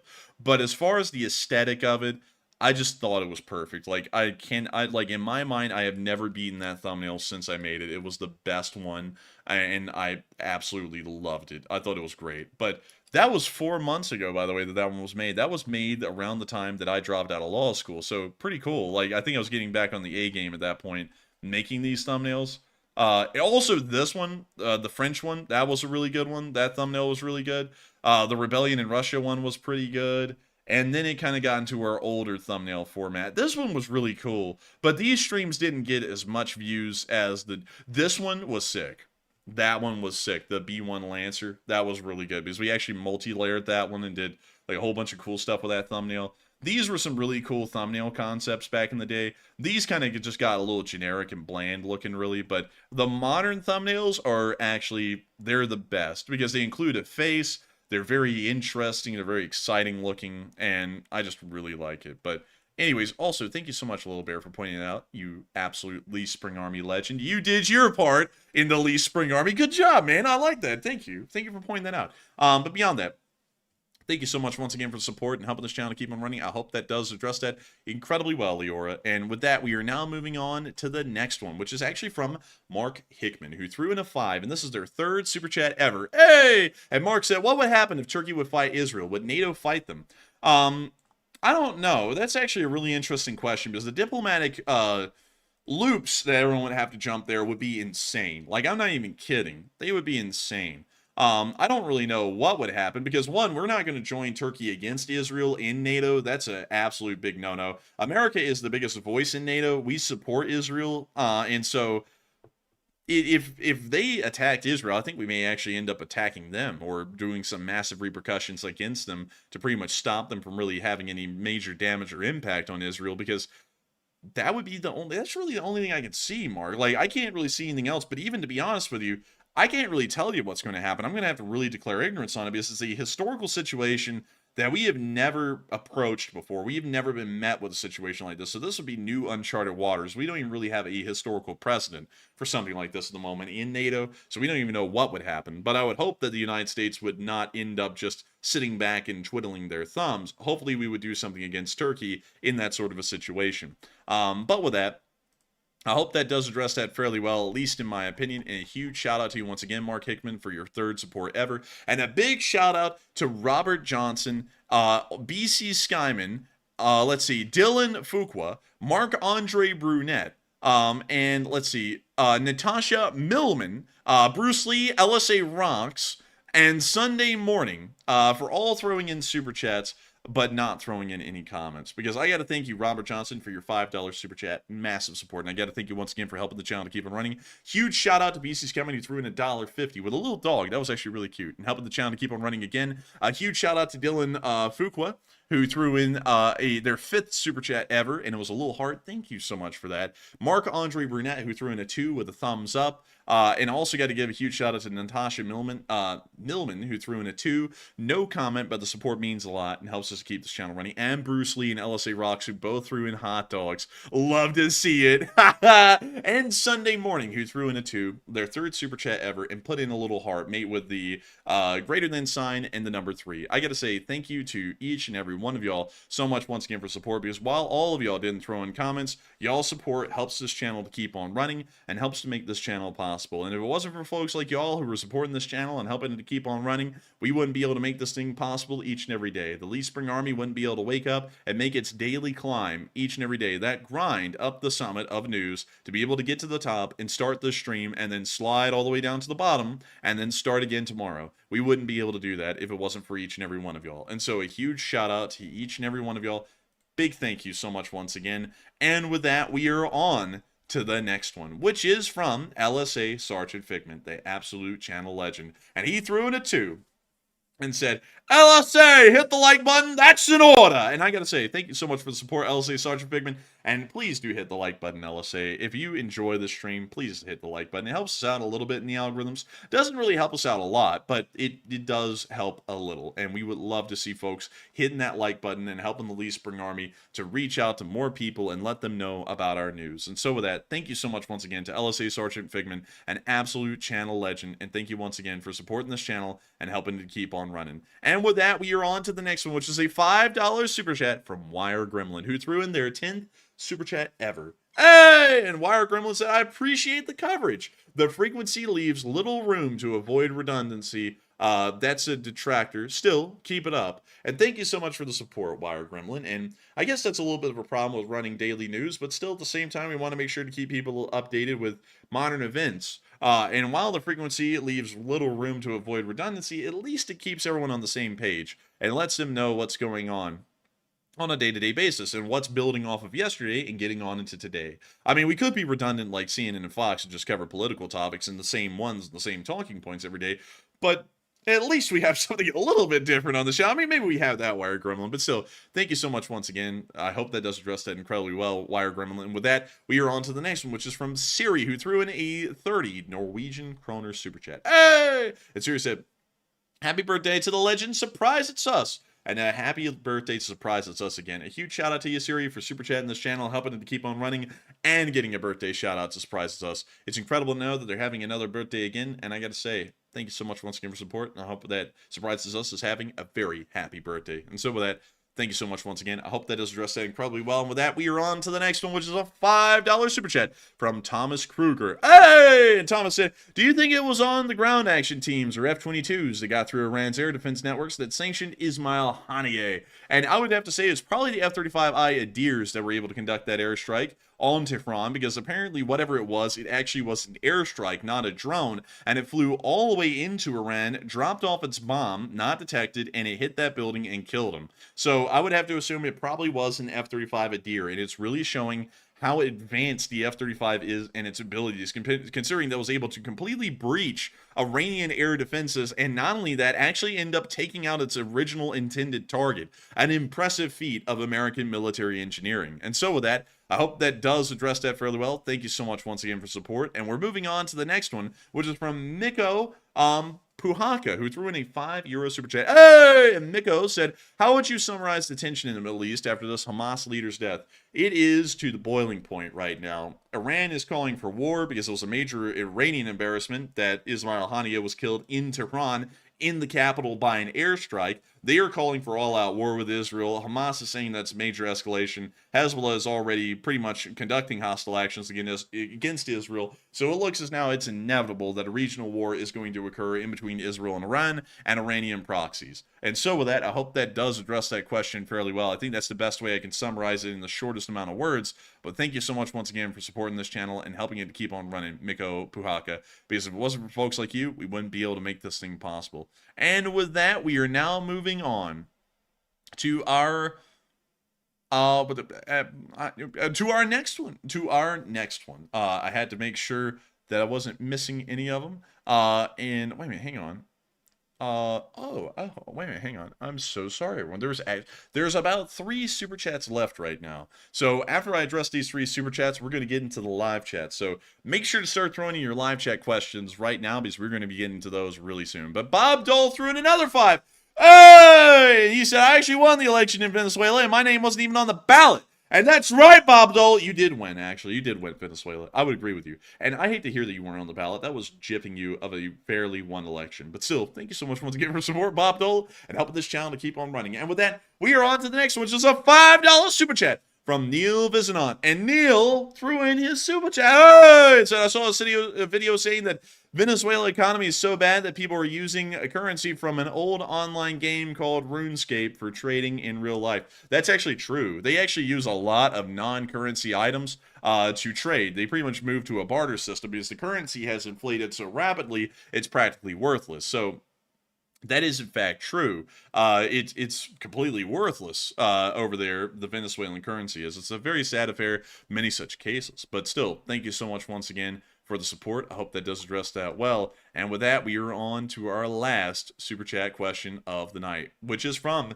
CK Bold, who threw in a 5. And I gotta say, hey, thank you so much for the support, CK Bold. And CK Bold, with the final super chat of the night, said, take a live chat question. And we will, CK Bold. And that actually moves us on into the live chat segment. But a huge shout out to Michael Smith, who threw in an $8 Australian donation. Hey! Thank you so much for the support and helping this channel to keep on running. And moving on into that live chat segment in honor of CK Bold, always asking for the live chats. It is time for us to get into the live chat segment as a whole. Sadly, I do not have the Morse code decoders tonight. I know y'all were here. I just sadly was not able to get the Morse code, but I know that y'all got it right. And so, that is the sound of money, and I congratulate y'all for getting it correct on the 888th day of the war. Y'all are always doing amazing work with that. Sadly, while I wasn't able to read the Morse code message off, y'all did get it right. I saw y'all get it right. It's just that I couldn't document it. But moving on into our next super chat, actually, because we actually have one more super chat to address. It is from Leora Avagile. Hey, threw in a 10 and said, do you think Israel will go to war with Iran? Do you think it's imminent? And I would say war is imminent. I'm not really sure who's going to start it, technically, you know, and I'm sure a whole bunch of people in America are going to try and make it a stupid argument and go, oh, Israel started, no, Iran started, you know. But I'm sure a war is going to start really soon, to be honest with you, Leora. I can't say who will technically kind of start it, but it's going to happen at this point, no doubt about it. But with that, I hope that does address that well. Thank you so much once again for support, Leora. And with that, we are on to our first live chat of the night, which is from Vito Lucena, who said, Enforcer, do you think Iran will directly respond towards Israel to the strike? If so, do you think it'll be diplomatic or militarily? What's scary is Iran is close to finishing nuclear production. And that's true. They are really close to finishing nuclear production from what we understand. I would say at this point, they're probably going to respond militarily because the Israelis at this point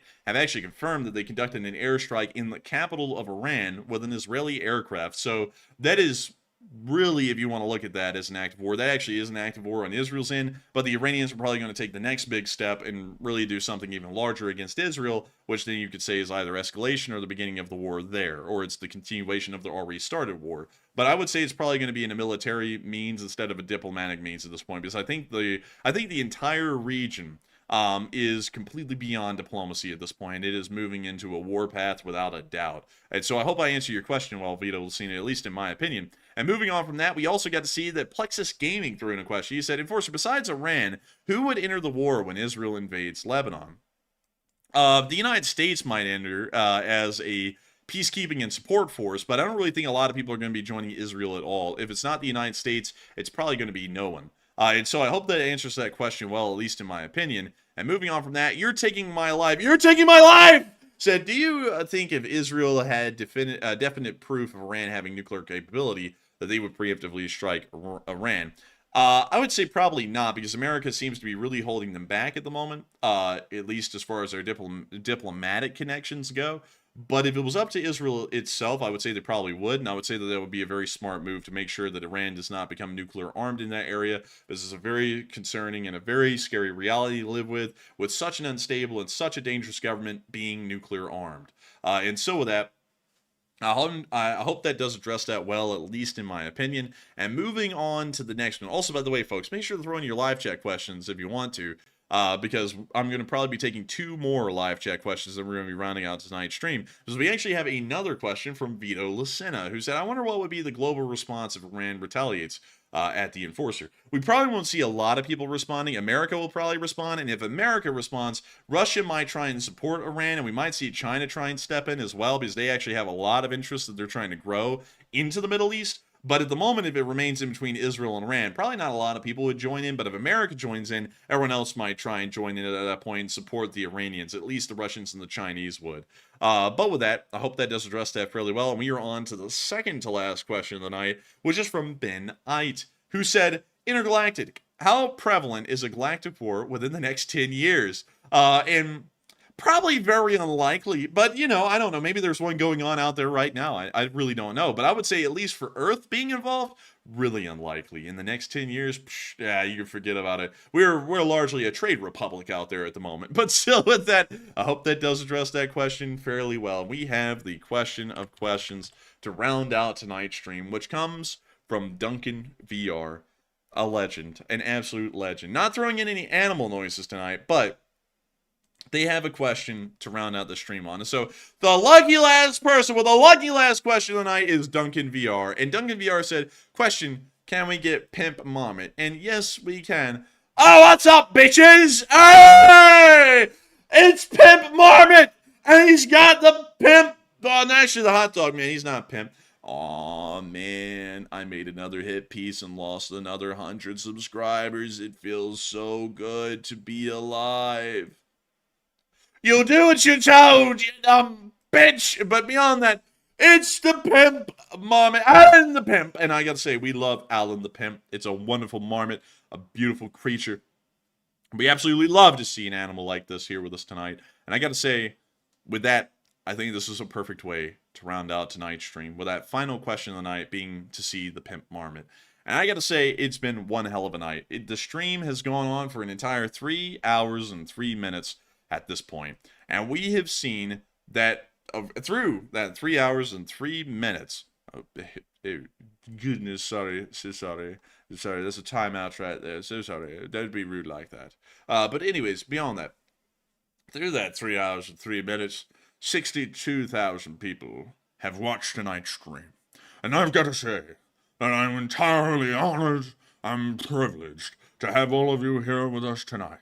We run this stream 6 days a week, every single day of the week. except for Mondays, at 10 p.m. Eastern Time every single night, covering the past 24 hours of news of the war in Ukraine. We are absolutely honored and thankful to have all of y'all here with us tonight. We are honored, really. And I've got to thank you all so much once again for watching. I will see you all tomorrow at 10 p.m. Eastern Time to cover the next 24 hours of the news of the war in Ukraine. And also news from around the world, really, at this point, because there's a lot going on. But with that, good night, good luck, take care, stay safe. Slava Ukraini, and long live the Least Spring Army. The Least Spring Army will never die.